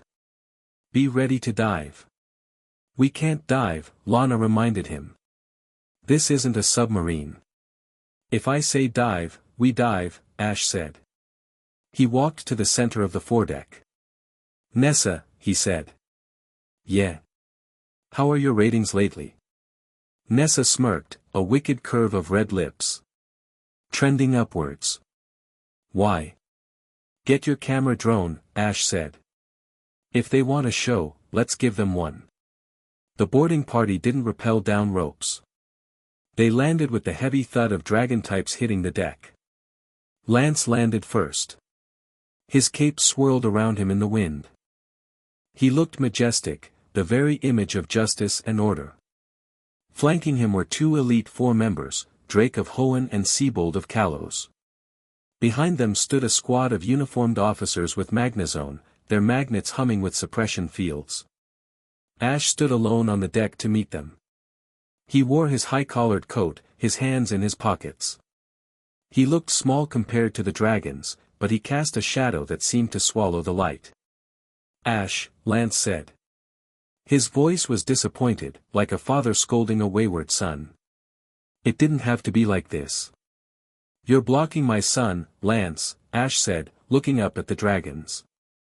Hand over the prisoner, Lance commanded. And surrender yourself for inquiry. You've caused millions in property damage. You've engaged in unsanctioned combat. You're acting like a rogue warlord. I'm acting like a problem solver, Ash corrected. While the League was busy filing paperwork, I stopped a submarine from nuking the mid-Atlantic. That is for the authorities to handle. Lance snapped. We have procedures, Ash. Due process. You can't just wage a private war on the high seas. Procedures? Ash laughed. It was a dry, humorless sound. Your procedures allowed the Order to build a refinery under Wyndon. Your procedures let them poison the reefs in Alola. Where were the G-Men when Lana was fighting off 6 enraged Gyarados with a fishing rod? Drake stepped forward, his face grim. Boy, you're stepping into deep waters. You have power, we see that. But you are not the law. The law stops where the shoreline ends, Ash said. He took a step forward. The air pressure on the deck dropped. The magnazones wavered, their anti-gravity engines sputtering. I am the master of this element, Ash declared. And I say you are trespassing. Lance narrowed his eyes. Last warning, Ash. Stand down. Ash didn't move. Take him, Lance ordered. The squad moved. A Macamp surged forward, arms outstretched to restrain Ash. Ash didn't flinch. Nessa. Now. From the upper deck, a drone buzzed into the air, its red recording light blinking. Hello, world. Nessa's voice rang out, projected from the yacht speakers but also streaming live to millions of devices across the regions. Lance froze. The Macamp stopped inches from Ash. Nessa stood on the balcony, holding a tablet. You are live, Lance. Streaming to the Galar League network, PokeTube, and every major news outlet. Say hi to your fans. Lance looked up, horrified. What are you doing? Exposing the truth, Nessa said, her voice shifting into her polished, media-savvy persona. The champion of Kanto is currently attempting to arrest the heroes who just stopped a terrorist attack. Why? Because the League is embarrassed. On the screen of her tablet, comments were already flooding in. Wait, is that Nessa? Is that Ash Ketchum? Why is Lance attacking them? They look like they just fought a war. Turn that off. Seabold shouted, stepping forward. I wouldn't, Misty's voice cut in. She walked out from the bridge, holding a stack of files. Because this stream is also uploading a data packet. Files we recovered from the Order. Files that show communications between Macrocosmos and certain League officials who looked the other way while Shadow Water was being developed. Lance's face went pale. That's classified intelligence. It's leverage, Misty said coldly. She stood next to Ash, her hand resting on her belt. If you arrest us, the encryption key goes public. The world will know the League let this happen. It was a standoff. Not of Pokemon, but of politics. Ash held the physical threat, Nessa held the reputation, Misty held the secrets. Lance looked at the drone, then at Ash. He saw the resolve in the younger man's eyes. He realized, with a sinking feeling, that he had lost control of the narrative. You're blackmailing the Pokemon League, Lance whispered. I'm negotiating, Ash said. I don't want to fight you, Lance. I respect you. But I have a job to do. Valerius is going to the Sea Temple. If he gets there before I do, there won't be a League left to argue with. Lance stiffened. The Sea Temple? That's a myth. We have the coordinates, Ash said. Let us go. Let us finish this. When it's over, I'll turn myself in. I'll face the tribunal. But not today. Lance looked at Drake, then at Seabold. Drake gave a subtle nod. They knew the threat of the Order was real, even if they hadn't admitted the scale.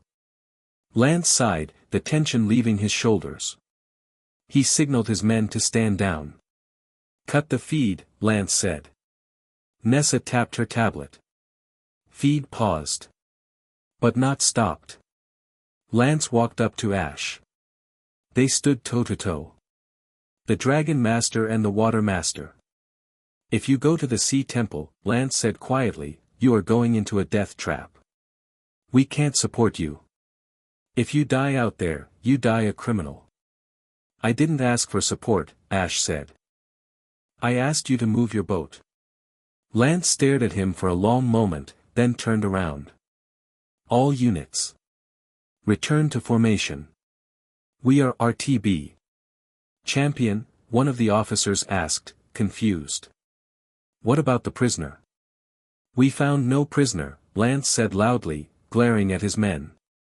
Only a group of independent trainers conducting deep-sea research. Clear the area. He climbed onto his dragonite. Before he took off, he looked back at Misty. Take care of him, Lance said. He's forgotten how to be human. Misty nodded solemnly. I know. The dragons took flight. The destroyers turned, their wakes churning the gray water. Within minutes, the blockade was gone. The quiet after the sun broke through the clouds an hour later. The dreadnaught's tooth was alone in the ocean again. The adrenaline crash was severe. Ash sat in the ship's lounge, staring at the bottom of a glass of whiskey. He didn't drink alcohol often, but his hands were shaking, not from fear, but from the sheer effort of holding back his aura during the standoff. The door slid open. It wasn't one of them, it was all of them. Misty, Nessa, and Lana entered. They looked as exhausted as he felt. They moved with a silent coordination, collapsing onto the plush leather couches surrounding him. Nessa kicked off her heels and groaned, stretching her legs out on the coffee table. Remind me to fire my agent. I did better PR work in 5 minutes than he's done all year. You were amazing, Lana murmured, curling up in the corner of the sofa with a blanket. Terrifying, but amazing. Misty sat next to Ash. She reached out and took the glass from his hand, taking a sip herself before setting it down. You challenged the entire world today, Ash, she said softly. I had to, Ash muttered, leaning his head back. They don't see it. They look at the ocean and see a map. I see. We know what you see, Nessa interrupted. She shifted, sliding closer on the couch until her shoulder touched his. You don't have to explain it to us. That's why we're here. Ash looked at them. 3 of the most powerful women in the world. They had risked everything, their careers, their freedom, their lives, just because he asked them to. Why? Ash asked. The question was vulnerable, cracking through his warlord persona. Why stay? You could have handed me over to Lance. You'd be heroes. I'm already a hero, Nessa scoffed, though her eyes were warm. It's boring. I want to be a legend. And legends hang out with the guy who threatens champions. The ocean told me to trust you, Lana said sleepily. And I felt your fear when Lance landed. You weren't afraid for yourself. You were afraid he'd hurt us. Misty placed her hand on Ash's knee. We're staying because you're you, Ash. You've always run toward the fire. Now you're running into the water. We're not letting you drown. Ash looked at Misty. The history between them, the bike, the arguments, the years apart, seemed to distill into this moment. I can't offer you safety, Ash said. Where we're going, the temple, it's going to be a slaughter. Then we'll be the ones doing the slaughtering, Nessa said fiercely. She leaned over, capturing Ash's chin in her hand, forcing him to look at her. Stop trying to protect us, Ketchum. We aren't your damsels. We're your vanguard. The tension in the room shifted. It wasn't political anymore. It was intimate. The shared danger had stripped away the social barriers. Misty saw the way Nessa looked at Ash. She didn't feel jealous. She felt agreement. They were a unit. A pack. She's right, Misty said. She leaned in, resting her head on Ash's shoulder. We're the queens of the sea, remember? That makes you the king. And the king doesn't sleep alone. It wasn't a proposition for sex, not yet, but it was a declaration of belonging. A tangled knot of loyalty and love that had formed in the crucible of combat. Ash closed his eyes, feeling the warmth of Misty on his left, the presence of Nessa on his right, and the quiet support of Lana across from him. For the first time since he left him Silver, the noise in his head stopped. The crushing pressure lifted. Okay, Ash whispered. Okay. He didn't pull away. He leaned into them. Lana opened one eye. Are we going to cuddle, or are we going to plot world domination? Cuddle first, Nessa decided, closing her eyes. Domination after a nap. The room fell into a comfortable silence, filled only by the sound of the waves against the hull. Scene change, the lower deck 2 hours later, Ash woke up. The girls were still asleep. He extricated himself carefully, covering Misty with a blanket. He walked down to the lower hold. He stopped in front of a heavy steel door. This wasn't the brig where Kalis was held. This was the secure storage. He punched in the code. The door hissed open. Inside, resting on a pedestal in a tank of pressurized water, was the Orb of Tides. They had recovered it from the submarine commander's personal effects. It was a swirling sphere of blue and black energy. Ash stared at it. It whispered to him. Not in words, but in emotions. Rage. Sorrow. Hunger. Come to the temple, it seemed to say. Come and drown. I'm coming, Ash whispered back. He reached into his pocket and pulled out his Pokédex. He opened a secure file, a blueprint he had been working on. Project, Leviathan. It was a schematic for a tactical formation. Greninja as the blade. Blastoise as the shield. Kingler as the hammer. And at the center, a blank space. A space meant for a god. I need more power, Ash murmured. He turned and walked out, heading for the communications array. He had one more call to make. Not to a human. But to a location. He set the coordinates for the Seafoam Islands. Articuno, he said to the empty room. I'm calling in the favor. The point of no return by evening, the Dreadnaught's tooth was moving again. They had crossed the boundary of the civilized world. The GPS was failing. The stars were the only guide. Ash stood on the bridge, his council beside him. Next stop, the point of inaccessibility, Ash said. Samaya. Check your gear, Nessa ordered, checking her harpoon. From here on out, anything that moves is hostile. I'll prepare the healing salves, Lana said, checking her satchel. The water there will be toxic.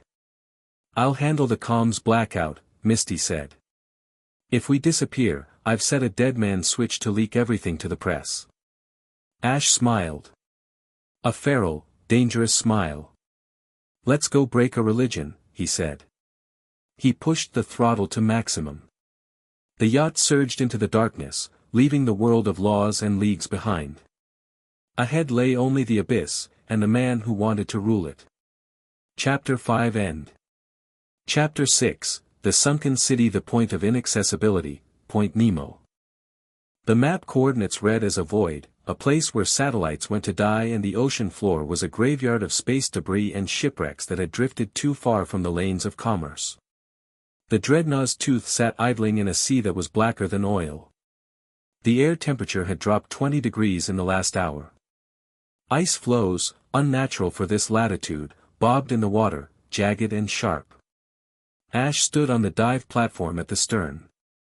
He was clad in a sleek, reinforced wetsuit provided by Nessa, matte black with bioluminescent trim.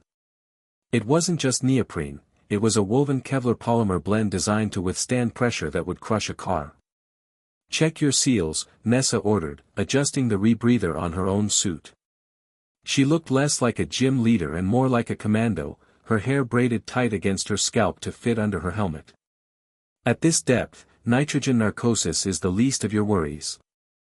If your suit breaches, the pressure will liquefy your organs before you even realize you're dead. Comforting, Misty muttered, checking the gauges on her tank. And here I thought this was a romantic getaway. Focus, Ash said, his voice distorted slightly by the comms unit in his collar. He looked at the water. It wasn't moving. It was completely, terrifyingly still. Articuno cleared the storm for us, but the currents down there are Valerius's domain. Lana sat on the edge of the platform, her fins dipping into the black water. She wasn't wearing a heavy helmet, just a lightweight breathing mask. He knows we're here, Lana whispered. The water, it's holding its breath. Then let's not keep him waiting, Ash said. He stepped off the platform. The transition was instant.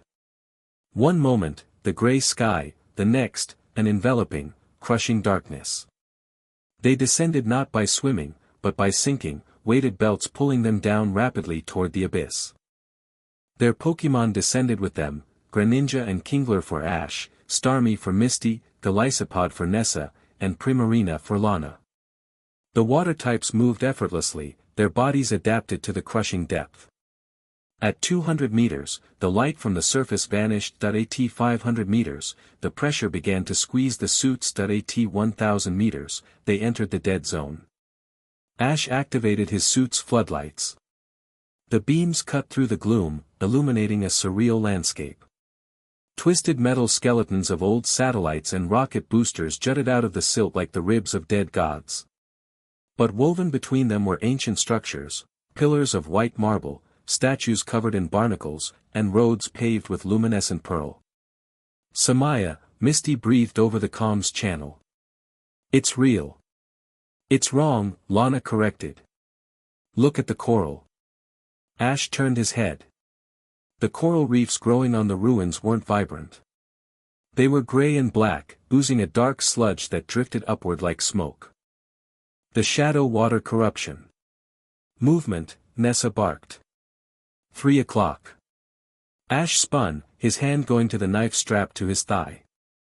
Out of the darkness, shapes materialized. They weren't Pokémon. They were husks. A school of relicanth, ancient and rock-skinned, swam toward them. But their eyes were missing, replaced by glowing purple fissures. Their rocky scales were cracked, leaking the same black sludge as the coral. Corrupted, Ash said. Don't let them touch you. That sludge eats organic matter. Targeting, Nessa said. Golisopod, liquidation. Her Pokémon surged forward, its claws glowing with water energy. It struck the lead relicanth. Clang. It wasn't the sound of flesh, it was the sound of striking iron. The corrupted Pokémon didn't flinch. It rammed Golisopod, sending the heavy samurai bug tumbling backward into a pillar. They're reinforced, Nessa hissed.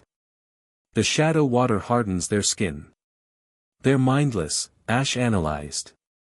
They're just projectiles. Kingler.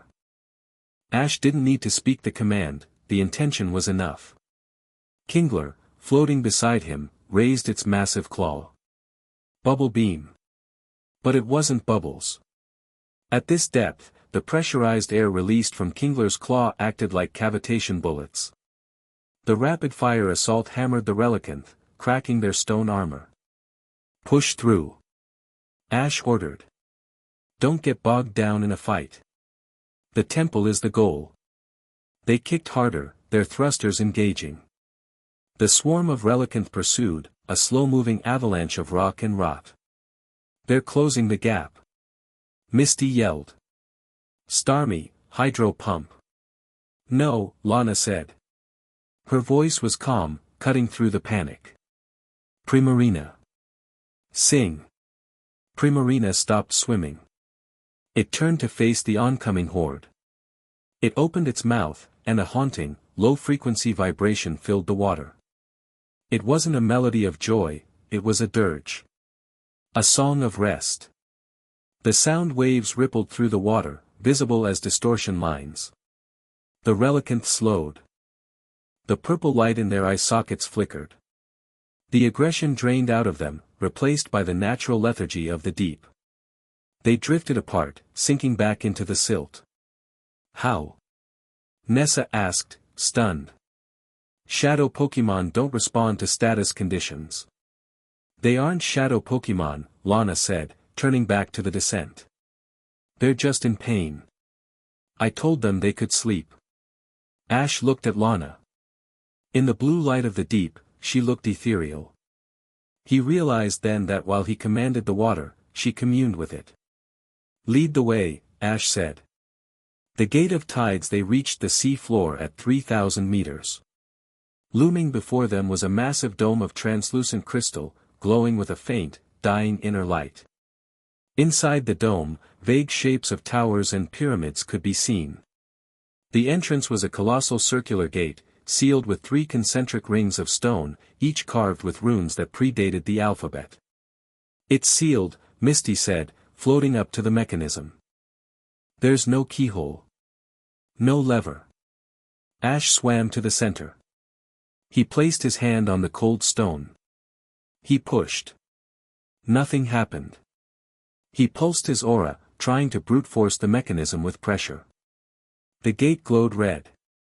A shockwave blasted Ash backward, tumbling him through the water until Greninja caught him. "It rejects force," Ash grunted, shaking his head. "Of course it does," a voice echoed, not on the comms, but in their heads. Ash looked around. "Who said that?" "The temple," Lana said. She was floating before the gate, her eyes closed, her hand resting gently on the runes. "Samaya isn't just a city. It's a living construct. It was built by the people of the water to protect the sea crown. It only opens to those who understand the flow." "I understand the flow," Nessa said, swimming up. "I can navigate any current in Galar." "That's navigation," Lana murmured. "That's conquering the water. This gate requires surrender." Ash swam back to Lana. "Surrender? You fight the ocean, Ash," Lana said, opening her eyes. They were glowing with the same faint light as the dome. "You treat it like an enemy to be subdued. You use pressure. You use power. But you can't crush water. You have to let it in." She took Ash's hand. "Do it with me. Don't push. Just be." Ash hesitated. His instinct was to fight. Every battle he had won since his return had been through dominance. To surrender felt like dying. "Trust her," Misty said softly. Ash exhaled, the bubbles rising from his regulator. He closed his eyes. He felt Lana's hand, cool even through the glove. He felt the crushing weight of 3 kilometers of ocean above him. Usually, he fought that weight. He pushed back with his aura. "Let it in," Lana's voice whispered in his mind. Ash dropped his mental shields. The weight crashed down on him. For a second, he panicked.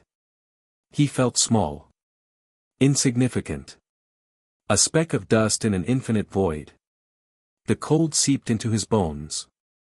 The darkness threatened to swallow him. But then, he felt it. The connectivity. The water wasn't crushing him, it was holding him. It was a blanket, not a hammer. He felt the heartbeat of the whales miles away. He felt the thermal vents. He felt the sorrow of the corrupted coral. He wasn't Ash Ketchum, the warlord. He was just water. The runes on the gate shifted from red to blue. The stone rings began to rotate, grinding against centuries of silt. Click. Click. Boom. The massive doors split down the middle and swung inward. A rush of displacement current pulled them inside. "Welcome to Samaya," Lana whispered, releasing his hand. Ash opened his eyes. He felt drained, yet strangely energized. He looked at Lana with new respect. "You opened it." "We opened it," Lana corrected. "You just had to stop being a block of wood for 5 seconds. Nessa smirked. "Touching. Can we go in before the murderous zombie fish wake up?" The city of ghosts. They passed through the membrane of the dome. The water inside was different, clear, filtered, and breathable. "Wait. Breathable?" "Air pocket," Misty said, checking her gauges. "The crystals, they're generating oxygen. We can take the masks off." They surfaced inside a massive entry chamber. It was like surfacing in a cathedral. The ceiling was lost in shadows high above. The floor was dry, paved with white stone. They pulled off their helmets, gasping in the stale, metallic-tasting air. "It's quiet," Nessa said, her voice echoing. She unholstered her harpoon gun, the click loud in the silence. The city lay before them. It was a labyrinth of aqueducts, suspended walkways, and crystal spires. But it was dead. There were no people. No Pokemon.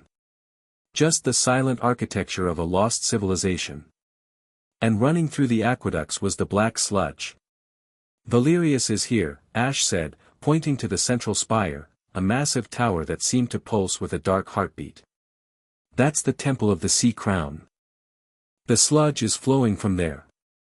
He's corrupting the source," Misty realized. "He's feeding shadow water directly into the planetary ley lines." "We need to split up," Nessa suggested. "I'll take the high ground, scout for guards. Lana, check the waterways. Misty, you analyze the tech." "No," Ash said sharply. "We stay together. This isn't a battlefield, it's a dungeon. We don't know the rules." As if on cue, the floor beneath them shuddered. The white stones of the plaza began to rearrange themselves. Walls shot up from the ground, blocking the path back to the gate. The aqueducts overhead groaned and shifted, aiming their spouts downward. "Defensive measures," Misty yelled. "We triggered the intruder alarm." From the shadows of the ruins, figures emerged. They weren't the Order's soldiers. They were constructs, statues of Kabutops and Omastar made of living crystal. Their eyes glowed red. "Crystal Guardians," Lana said. "They're programmed to purge anything with a chaotic aura." "That would be us," Ash said, drawing 2 pokeballs. 6 of them, Nessa counted. And they looked tough. Dracovish. Kingler. Starmie. Golisopod. The Pokemon materialized on the plaza. The crystal Kabutops moved with blinding speed, their scythes slicing through the air. One lunged for Misty. "Starmie, Gyro Ball." Misty commanded. Starmie spun, sparks flying as it deflected the crystal scythe. But the construct didn't shatter. It absorbed the impact and struck back, kicking Starmie across the plaza. "They absorb kinetic energy," Misty warned. "Physical attacks won't work well." "Then we drown them," Ash said. Dracovish. Hydro Pump. Dracovish fired a massive jet of water. The crystal Omastar took the hit, but instead of breaking, its crystal body glowed brighter. It opened its mouth and fired the water back, amplified. "They absorb energy too." Nessa swore, diving behind a pillar as the reflected hydro pump decimated the stone walkway. "What kills these things?" Ash watched the Guardians. They were perfect defenses. Physical immunity. Energy absorption. They're batteries, Ash realized. They store energy. So we overload them. He turned to the group. "Hit them with everything. All at once." "That's suicide," Misty argued. "They'll reflect it and level the plaza." "Not if we break the container," Ash said. He looked at Kingler. "Kingler. Guillotine." "Ash, guillotine has terrible accuracy." Nessa yelled. "Not when I aim it," Ash said. He closed his eyes, sensing the aura of the lead Kabutops. He felt the joint in its crystal armor, the flaw in the lattice. He synced with Kingler. He didn't just give an order, he guided the claw. Kingler moved. It didn't rush. It waited for the Kabutops to lunge. Now. Kingler's claw snapped shut. Not on the body, but on the neck joint. Crack. The sound was like a gunshot. The crystal head severed cleanly. The body, overloaded with stored energy from the previous attacks, turned white. "Get down." Ash tackled Misty. Boom. The construct exploded, sending shards of crystal shrapnel flying. The shockwave knocked the other Guardians off balance. Chain reaction.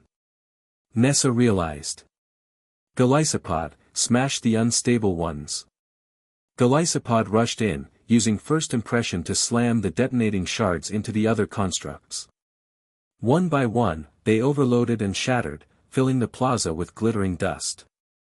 Ash stood up, dusting off his suit. Move. Before they reform. The Hall of Records they pushed deeper into the city, moving toward the central spire. The architecture became more oppressive. Statues of Manaphy and Kyogre lined the halls, but their faces had been defaced, chiseled away by the order. They entered a large circular room filled with floating tablets of water, ancient holographic storage. Misty ran to a console. This is the repository. If Valerius is here, he might have accessed the logs. She touched the water interface. A hologram flickered to life. It showed the history of the temple. The ancient people living in harmony with the sea. Then, the Great Split. A faction that wanted to use the water to rule the land. The order isn't new, Misty whispered. They're a splinter group from the original builders of Samaya. They've been waiting thousands of years for the Star of Disaster to return. The star? Lana asked. The hologram changed. It showed a jagged, multi-pointed shape descending from the sky, corrupting the waters. Eternatus? Ash asked. No, Nessa pointed at the image. That looks like necrozma. No, it's something else. A toxicity from beyond the stars. It doesn't matter where it came from, Ash said. It matters what Valerius is doing with it. He walked to the far end of the room. A massive door stood there, slightly ajar. Through the crack, a sickly purple light spilled out. He's in there, Ash said. Ash, Lana said, her voice trembling. I can hear, screaming. People. No, Lana clutched her chest. Souls. Thousands of water Pokemon. He's grinding them down.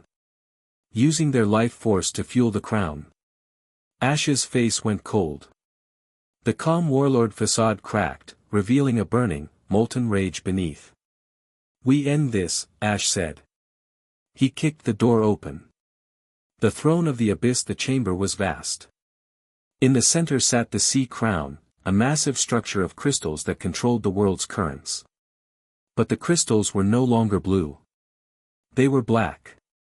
Standing before the crown was a man. He wore flowing robes of deep indigo, embroidered with silver thread. He had his back to them. Surrounding the crown were tanks. Hundreds of them. Inside each tank was a water Pokemon, Phoeba, Magikarp, Finneon, hooked up to tubes that drained their energy into the crown. Valerius. Ash roared. The man turned. He was older, his hair white and long, his face lined with the fanaticism of a prophet. He held a staff made of black coral. Ash Ketchum, Valerius said. His voice was smooth, cultured, and utterly insane. You are late. The song has already begun. Let them go, Ash commanded, stepping forward, his aura flaring so bright it illuminated the dark room. They are the fuel for the future, Valerius smiled. A small sacrifice to wash away the sins of the land. He tapped his staff on the floor. The floor around the crown dissolved. The shadow water rose, forming a moat. And rising from the moat were 4 figures. They weren't Pokemon. They were human. The 4 horsemen of the deluge, Valerius introduced. My elite guard. They have surrendered their humanity to the shadow water. The figures were mutated, their skin covered in scales, their eyes black voids. They radiated power that rivaled the Elite Four. Misty. Nessa. Lana, Ash said, not taking his eyes off Valerius. Take the guards. Break the tanks. Save the Pokemon. What about you? Misty asked, drawing her Starmie. Ash looked at Valerius. The air between them shimmered with heat. I'm going to dethrone a god. Valerius laughed. Then come, warlord. Let us see if your water is thicker than my blood. He raised his hand. The shadow water erupted, forming a massive dragon shape behind him. Ash didn't flinch. He grabbed 2 pokeballs. Greninja. Dracovish. The battle for the soul of the ocean had begun. Chapter 6 End.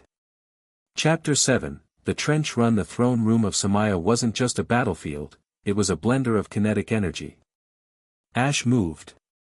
He didn't run, he flowed, ducking under a whip of solidified shadow water that cracked the stone floor where he had stood a microsecond before.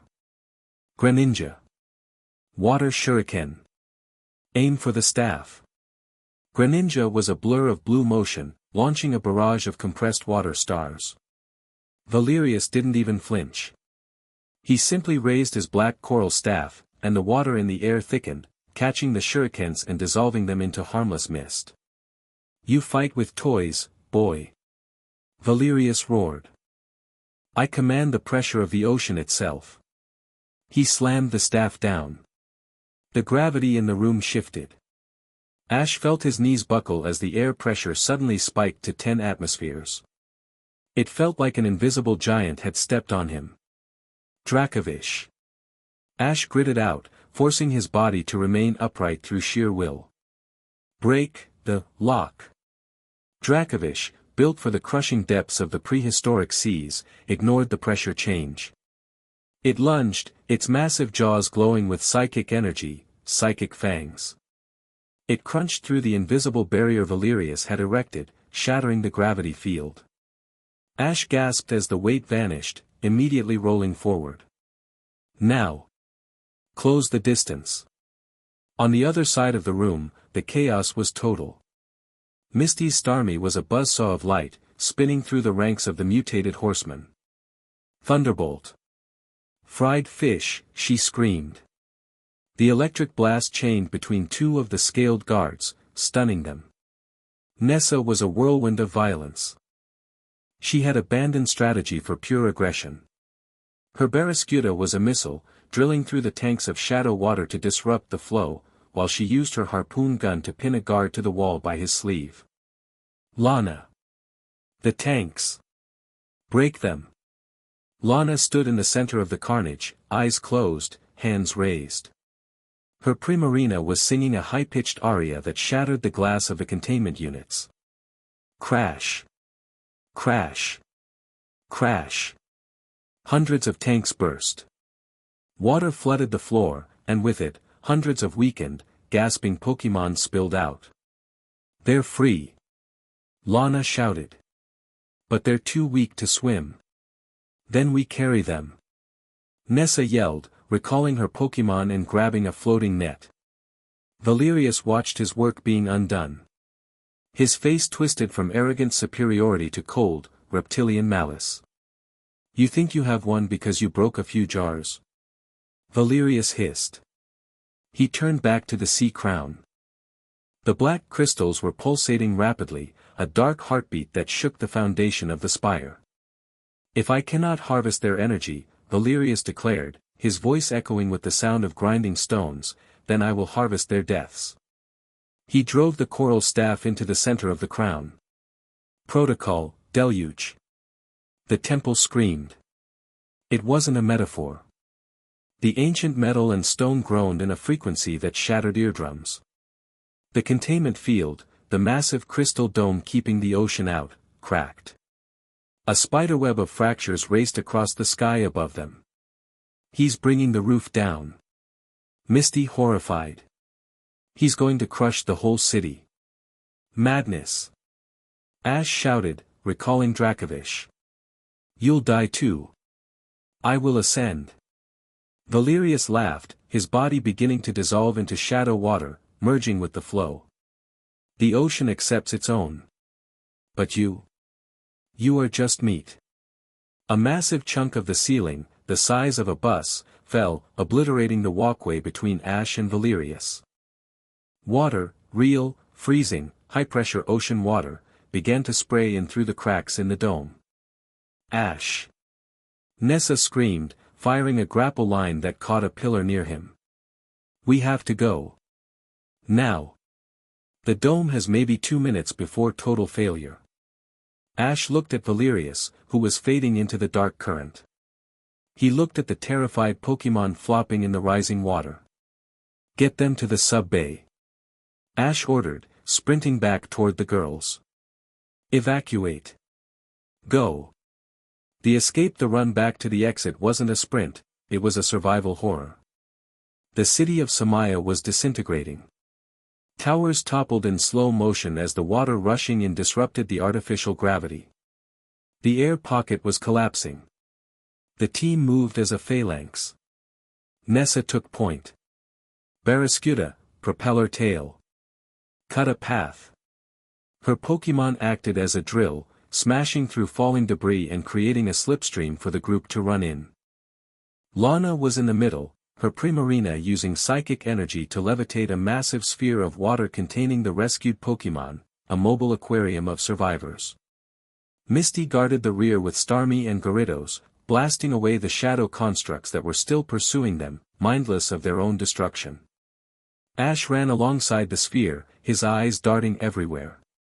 He used his aura to sense structural weaknesses, shouting directions. Left. The aqueduct is falling. Jump. Floor giving way. They reached the Gate of Tides, the massive circular airlock they had entered through. But it was closing. The automatic failsafes were engaging to seal the breach. It's shutting. Misty yelled. We're not gonna make it. Yes, we are. Ash roared. He reached for a Pokeball. Blastoise. Kingler. Feraligatr. 3 heavyweights materialized. Hold the door. The 3 water types rushed the closing stone rings. Blastoise jammed its cannons into the gears. Kingler caught the descending stone slab with its massive claw. Feraligatr braced its back against the floor and shoved upward. The groan of stone against muscle was deafening. The gate paused, held open by 3 feet of clearance. Go. Ash shouted, shoving Lana through the gap. Nessa, take the sphere. Misty, move. They scrambled through the crawlspace, dragging the rescued Pokémon with them. Ash recalled his Pokémon one by one as they passed through. Feraligatr, return. Blastoise, return. Only Kingler was left, shaking under the weight of 1 billion tons of rock. Kingler, return. Ash aimed the beam. The red light hit the crab, sucking it back into the ball. As Kingler vanished, the gate slammed down. Ash threw himself forward. He didn't make it. The stone slab crashed down, missing his legs by inches, but sealing the exit. He was trapped on the inside. Ash. Misty's voice screamed from the other side of the heavy stone, muffled and terrified. Ash pounded on the stone. Go. The dome is imploding. Get to the ship. We aren't leaving you. Nessa's voice cut through, fierce and desperate. You have the survivors. Ash yelled back, pressing his forehead against the cold rock. The water in the chamber was rising to his waist. It was freezing. If you stay, they die. Get them to the surface. That's an order. Ash, please. Lana was sobbing. I'll find another way out. Ash lied. Go. Now. He felt the vibration of them lingering, then, slowly, the sensation of them moving away. They had no choice. Ash slumped against the door. The water was at his chest now. The lights in the city flickered and died. He turned around. The dome above finally gave way. It wasn't a splash. It was the sky falling. The Atlantic Ocean, held back for 3,000 years, crashed down with the weight of a planet. Ash didn't run. There was nowhere to run. He took a deep breath. He grabbed a Pokeball, Greninja's. Just us, buddy, he whispered. The water hit him. The crushed darkness. Absolute, suffocating darkness. Ash tumbled through the void, a ragdoll in a washing machine of concrete and currents. Debris struck him, shards of crystal, blocks of marble. His suit hardened on impact, the advanced polymer saving his bones from pulverizing, but the force rattled his brain. He couldn't tell up from down. He couldn't breathe. His regulator had been torn from his mouth in the initial impact. He held his breath. His lungs burned. The cold was a physical agony, needles piercing every inch of his skin. Don't panic. Panic consumes oxygen. Be the water. He spun in the blackness, his hand brushing against something solid. A wall. A floor. He gripped it, anchoring himself against the violent turbulence. He was deep. Deeper than he had ever been. The pressure here should have killed him instantly.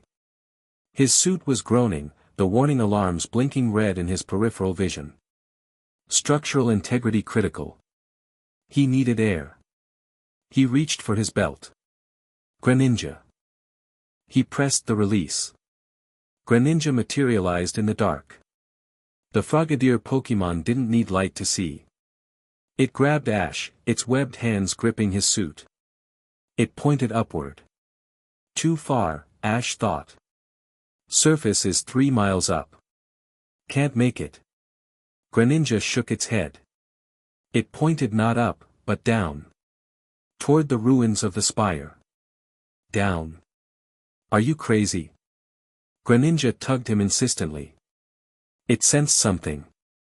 An air pocket? A cave system? Ash's vision was tunneling. Black spots danced in his eyes. His chest was convulsing, the urge to inhale water becoming overpowering. He trusted his Pokémon. He kicked. They swam down, into the wreckage of the temple. They weaved through shattered hallways and crushed atriums. Greninja stopped at a fissure in the floor, a crack in the bedrock beneath the city.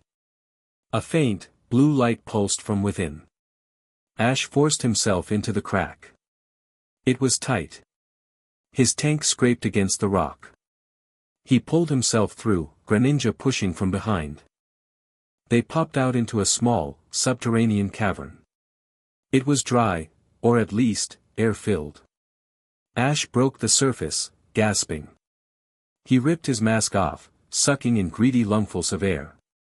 It was stale, hot, and smelled of sulfur. He dragged himself onto a ledge of volcanic rock, coughing up seawater. Greninja hopped up beside him, patting his back. Thanks. Ash wheezed. That was close. He looked around. They were in a natural lava tube beneath the temple. The blue light came from luminescent moss covering the walls. But they weren't safe. The ceiling shook. Dust rained down. The collapse of the city above was destabilizing the seafloor. We're buried, Ash whispered.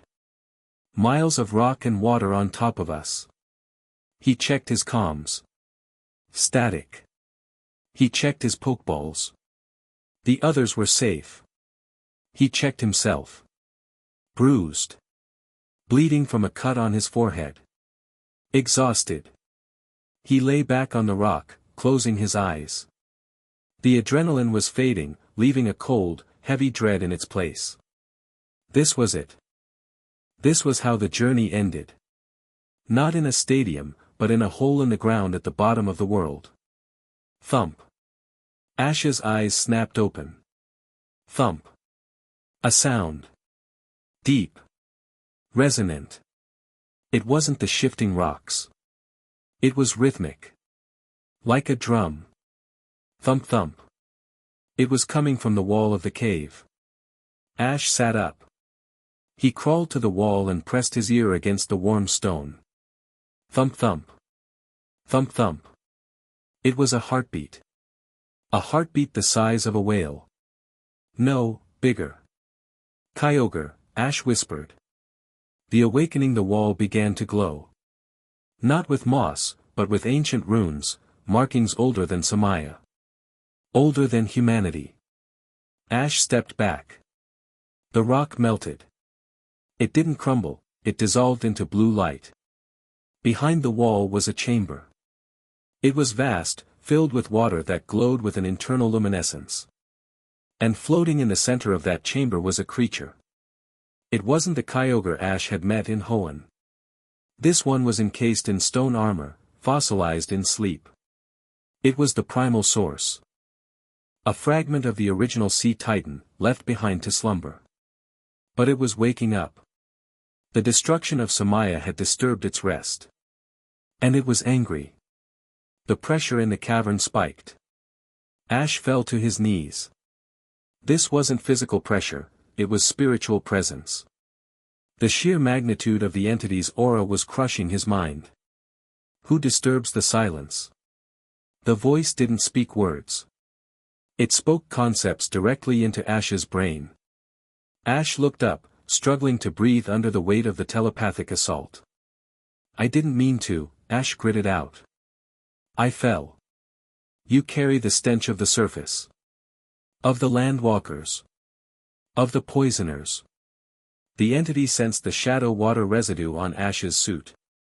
Enemy. The water in the chamber surged. A tendril of liquid energy lashed out, wrapping around Ash's throat, lifting him into the air. Greninja leaped to cut it, but a wave swatted the ninja Pokémon into the wall, pinning it there. Ash clawed at the water tentacle. It was cold as the void. You will be cleansed. Ash's vision blurred. He was going to die here, executed by the very god he had tried to save. No. The word sparked in his mind. Not a plea. A refusal. Ash stopped struggling. He let his arms drop. He looked into the glowing eye of the fossilized titan. He didn't fight the water. He didn't fight the pressure. He remembered what Lana said. Surrender. But not surrender to death. Surrender to the connection. Ash closed his eyes. He reached out with his aura. He bypassed the anger, the fear, the noise.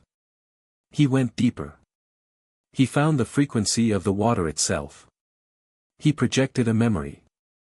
Not a battle, not a victory, but a quiet morning on the beach in Alola, the feeling of rain in Pallet Town, the taste of salt spray on the ferry to Hoenn, the joy of swimming with Squirtle. He projected his love for the ocean. Pure, unadulterated, and infinite. The grip on his throat loosened. What is this? I am not the enemy, Ash thought, projecting the words with every ounce of his soul. I am the ocean in human form.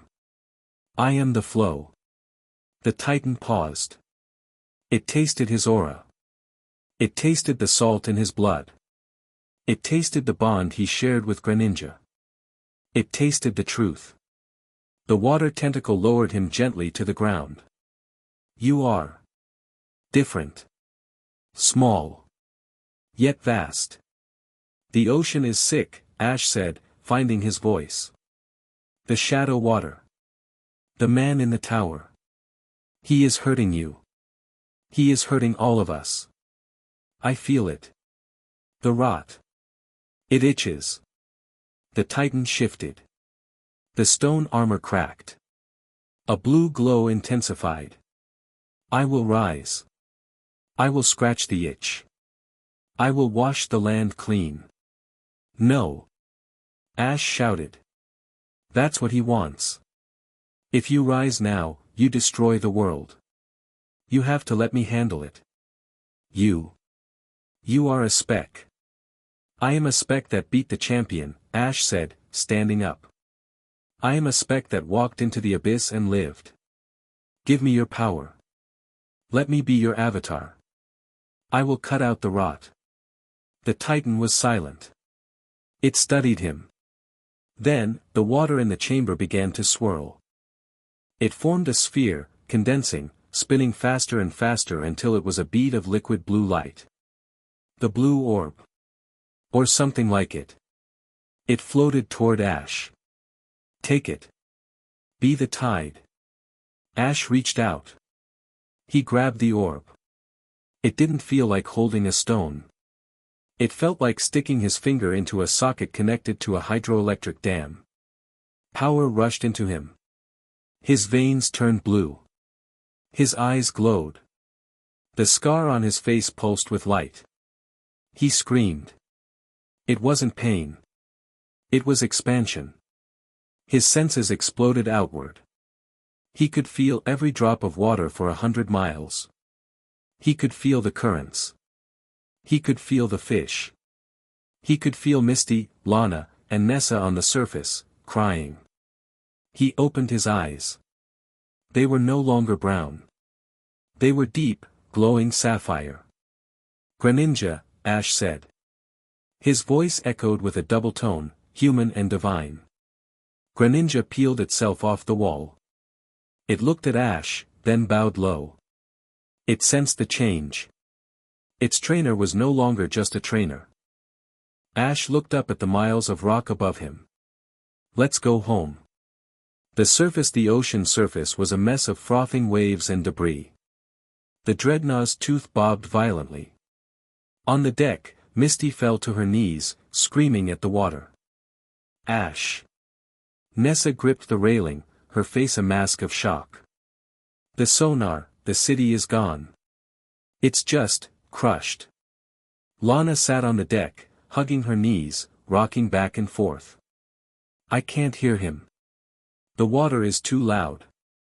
The collapse, it silenced everything. They had the survivors. They had escaped. But the cost was total. We have to go back down, Misty choked out, scrambling for her scuba gear. We can't, Nessa said, her voice hollow. It's 3,000 meters deep, Misty. And the pressure wave, there's nothing left to find. Don't say that. Misty snapped. Suddenly, the ocean went still. The waves stopped chopping. The wind died. The water became smooth as glass. What is that? Lana whispered, looking over the side. A light was coming from the deep. A blue light. It was getting brighter. Larger. Sonar contact. Nessa yelled, looking at her wrist monitor. Rising. Fast. Too fast. It's going to breach. Brace for impact. The ocean erupted. It wasn't a monster. It was a column of water, shooting into the sky like a geyser. And riding the top of the geyser, standing on a platform of condensed hydroenergy, was a figure. The water column lowered, depositing the figure gently onto the deck of the yacht. Steam rolled off his body. His suit was shredded, revealing glowing blue runes etched into his skin, temporary marks of the bond he had made. He stood up, shaking the water from his hair. Misty, Nessa, and Lana stared. They couldn't move. They couldn't breathe. Ash Ketchum looked at them. The glow in his eyes faded back to warm brown, though a spark of blue remained in the depths. He grinned. It was a tired, broken, beautiful grin. Sorry I'm late, Ash rasped. Traffic was murder. Misty broke first. She launched herself at him, tackling him with a force that nearly knocked him back into the water. She buried her face in his neck, sobbing uncontrollably. Lana and Nessa were there a second later, wrapping their arms around him, a tangle of wet limbs and tears. Ash held them. He felt their hearts beating against his chest. He felt solid. He felt real. I'm here, he whispered into Misty's hair. I'm here. But as he looked over their shoulders at the dark horizon, Ash knew the truth. Valerius had escaped the collapse. The ascension he spoke of had happened. And deep inside his own soul, the primal Kyogre was stirring, waiting for the command to unleash the deluge. The battle for the temple was over, the war for the world had just begun. Chapter 7 End. Chapter 8, The Awakening. The silence of the Dreadnought's tooth was heavier than the ocean that surrounded it. The engines were cut, allowing the vessel to drift in the doldrums of the southern Atlantic, hidden beneath a canopy of gray, listless clouds. In the master cabin, Ash Ketchum sat on the edge of the bed. He was shirtless, the bandages on his ribs a stark white against his skin. But it was the other marks that drew the eye. Glowing blue runes, jagged and primal, pulsed faintly across his chest, left arm, and up the side of his neck. They weren't tattoos. They were bioluminescent scars, the physical residue of housing a god's consciousness. Lana sat in a chair opposite him, a medical scanner in her hand. She looked exhausted, her usual calm demeanor frayed at the edges. "Your body temperature is 88 degrees, Lana said quietly, reading the display. "Your heart rate is..." "Ash, it's 30 beats per minute. That's hibernation levels." "I feel fine," Ash said. His voice was different. It was deeper, resonating with a strange, harmonic undertone that made the water in the pitcher on the nightstand ripple. "You don't look fine," Nessa said from the doorway. She was leaning against the frame, arms crossed, her eyes hidden behind her sunglasses despite the dim light. "You look like a corpse that forgot to lie down." Ash looked up. His eyes, once a warm brown, now swirled with flecks of sapphire light. When he blinked, the light didn't vanish immediately, it lingered, like afterimages of a lightning strike. "The primal source," Ash explained, staring at his hands. "It's not just energy. It's a consciousness. It's sleeping right now, but it's heavy. It wants to be cold. It wants to be deep. Can you control it?" Misty asked. She was standing by the porthole, looking out at the sea. She hadn't looked at Ash directly since they had dragged him out of the water. "I'm trying," Ash said. "But it's loud. It keeps showing me things. Ancient things. Continents moving. Oceans boiling." He clenched his fist. The runes flared bright blue.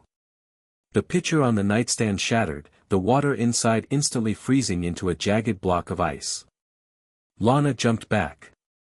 Nessa reached for the pokeball on her belt. Ash exhaled, and the glow faded. "Sorry." Misty turned around then.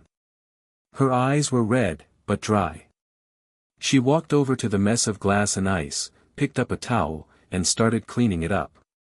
"We need to get to land," Misty said, her voice tight. "We need supplies. We need to figure out what Valerius is doing." "Valerius is already moving," Ash said. He stood up. The air in the room grew cold. "I can feel him. He's not in a temple anymore. He's everywhere." The global deluge. They gathered in the main lounge, turning on the satellite array Nessa had repaired. The screens flickered to life, showing news feeds from every major region.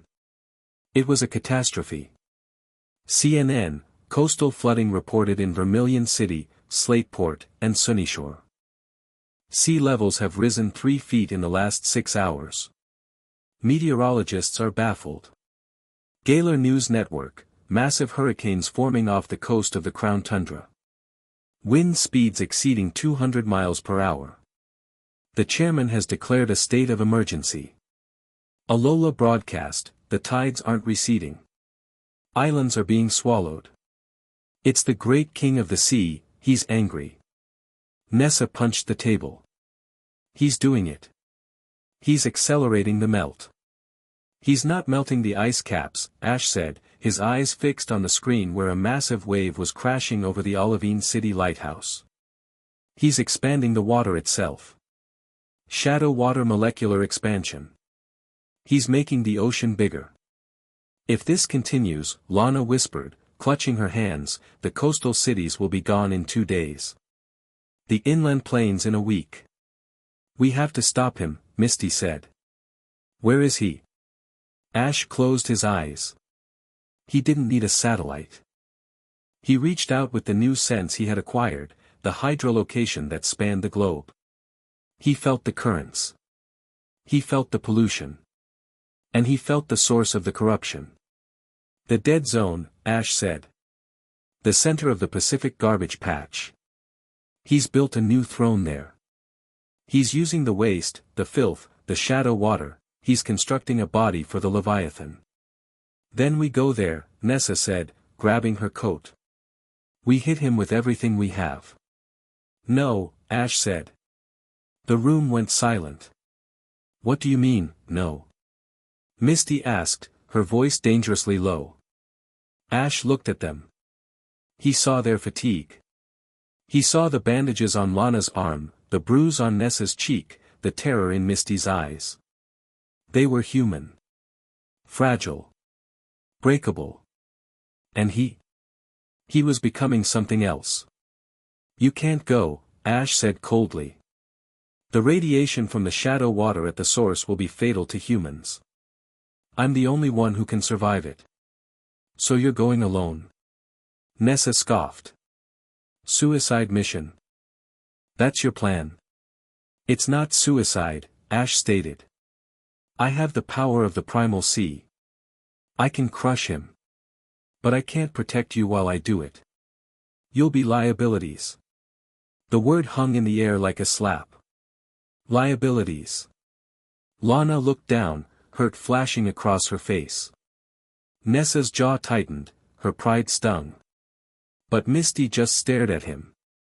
She walked closer, stepping into his personal space. The temperature around Ash dropped, a defensive reflex of the entity inside him, but Misty didn't shiver. Say that again, Misty challenged. Misty, be reasonable, Ash said, his voice devoid of emotion. Logic dictates, slap. The sound echoed through the lounge. It wasn't a playful tap. It was a full-force, open-handed strike across Ash's face. Ash's head snapped to the side. The runes on his neck flared violently. For a second, his eyes glowed with a terrifying, inhuman rage. The water in the aquarium bubbled. Misty didn't back down. She grabbed his face with both hands, forcing him to look at her. I don't care about logic, she screamed, tears finally spilling over. And I don't care about the god inside you. I am talking to Ash Ketchum. The boy who stole my bike. The boy who is too stubborn to die. She shook him. You don't get to call us liabilities. We are your partners. We bled for you. We dove into the abyss for you. You are not a god, Ash. You are a person. And you are my best friend. Ash stared at her. The rage in his eyes flickered. He felt the sting on his cheek, a sharp, human pain. It cut through the numbness of the primal bond. Misty. If you go alone, you lose, Misty sobbed, pressing her forehead against his. Valerius wants you to be a monster. He wants you to be cold. Because monsters don't have anything to fight for. Humans do. Ash felt a crack in the armor. The cold, crushing weight of the ocean receded, replaced by the warmth of her skin. He realized what was happening. The primal source was trying to erase his ego to make him a perfect vessel. Misty was anchoring him. He brought his hands up, covering hers. His skin was still cold, but his touch was gentle. I'm scared, Mist, Ash whispered, the confession tearing out of him. I'm scared that if I let go, I won't come back. Then we'll pull you back, Lana said, stepping forward and placing a hand on his back. Every time, Nessa added, putting a hand on his shoulder. We're the council, remember? You don't rule alone. Ash closed his eyes, leaning into their touch. The runes dimmed, settling into a steady, rhythmic pulse. He wasn't a god. He was a trainer. And he had a team. He took a deep breath, the harmonic distortion leaving his voice. Okay, Ash said. Okay. We do it together. The war room, the emotional storm had passed, replaced by a tactical calm. They sat around the holographic map table. If Valerius is in the Pacific, Ash said, pointing to the massive swirl of debris and dark energy, he's protected by a fleet of corrupted Gyarados and Tentacruel. Thousands of them. We can't sneak in. So we don't sneak, Nessa said, a dangerous grin spreading across her face. We breach. We need an army, Misty said. The League is in shambles. The G-men are busy saving civilians. We don't need the League, Ash said. He reached into his pocket and pulled out the ancient sea crown shard he had managed to grab before the temple collapsed. We have the claim. He looked at Lana. Lana, can you amplify a signal? Lana studied the shard. If I link it to Primarina's voice, yes. I can broadcast a frequency. What kind of frequency? A call to arms, Ash said. Not to trainers. To the Pokémon. He looked at the map. There are massive pods of Wylord in the northern currents. Sharpedo schools in Hoenn. Mantine flocks in Johto. If we call them. If we tell them the ocean is dying, they will come. Nessa whistled. You want to lead an army of wild Pokémon? That's unprecedented. The ocean has no borders, Ash said. Valerius thinks he controls the water because he poisoned it. I'm going to show him that the water has a will of its own. I'll handle the logistics, Nessa said, tapping her phone. I have contacts in the shipping lanes. I can get us a staging ground near the exclusion zone. An old oil rig. I'll work on the song, Lana said, taking the shard. It needs to be sad enough to wake them, but angry enough to make them fight. And you? Misty asked Ash. Ash walked to the window, looking at his reflection. The runes were still there, marking him. I need to train, Ash said. I have a new Pokémon. Misty blinked. You caught something down there? I didn't catch it, Ash said. It joined me. He walked out to the deck. The girls followed. The rain was pouring down. Ash didn't reach for a pokeball. He simply raised his hand. A swirl of water formed in the air, condensing into a small, floating creature. It was blue, with a long tail and antennae that glowed. Manaphy? Lana gasped. The Prince of the Sea, Ash nodded. He was hiding in the cracks of the temple. He saved me when the primal source tried to crush my mind. He's the key to controlling the energy. The Manaphy chirped, nuzzling Ash's cheek. Valerius has the raw power, Ash said. But we have the heart. Manaphy can purify the shadow water. But I need to get him close enough to the source. That's the mission then, Misty said. Escort the payload to the throne. It's going to be a slaughter, Nessa noted grimly. No, Ash said, his eyes hardening. It's going to be a revolution. The calm before 2 days later.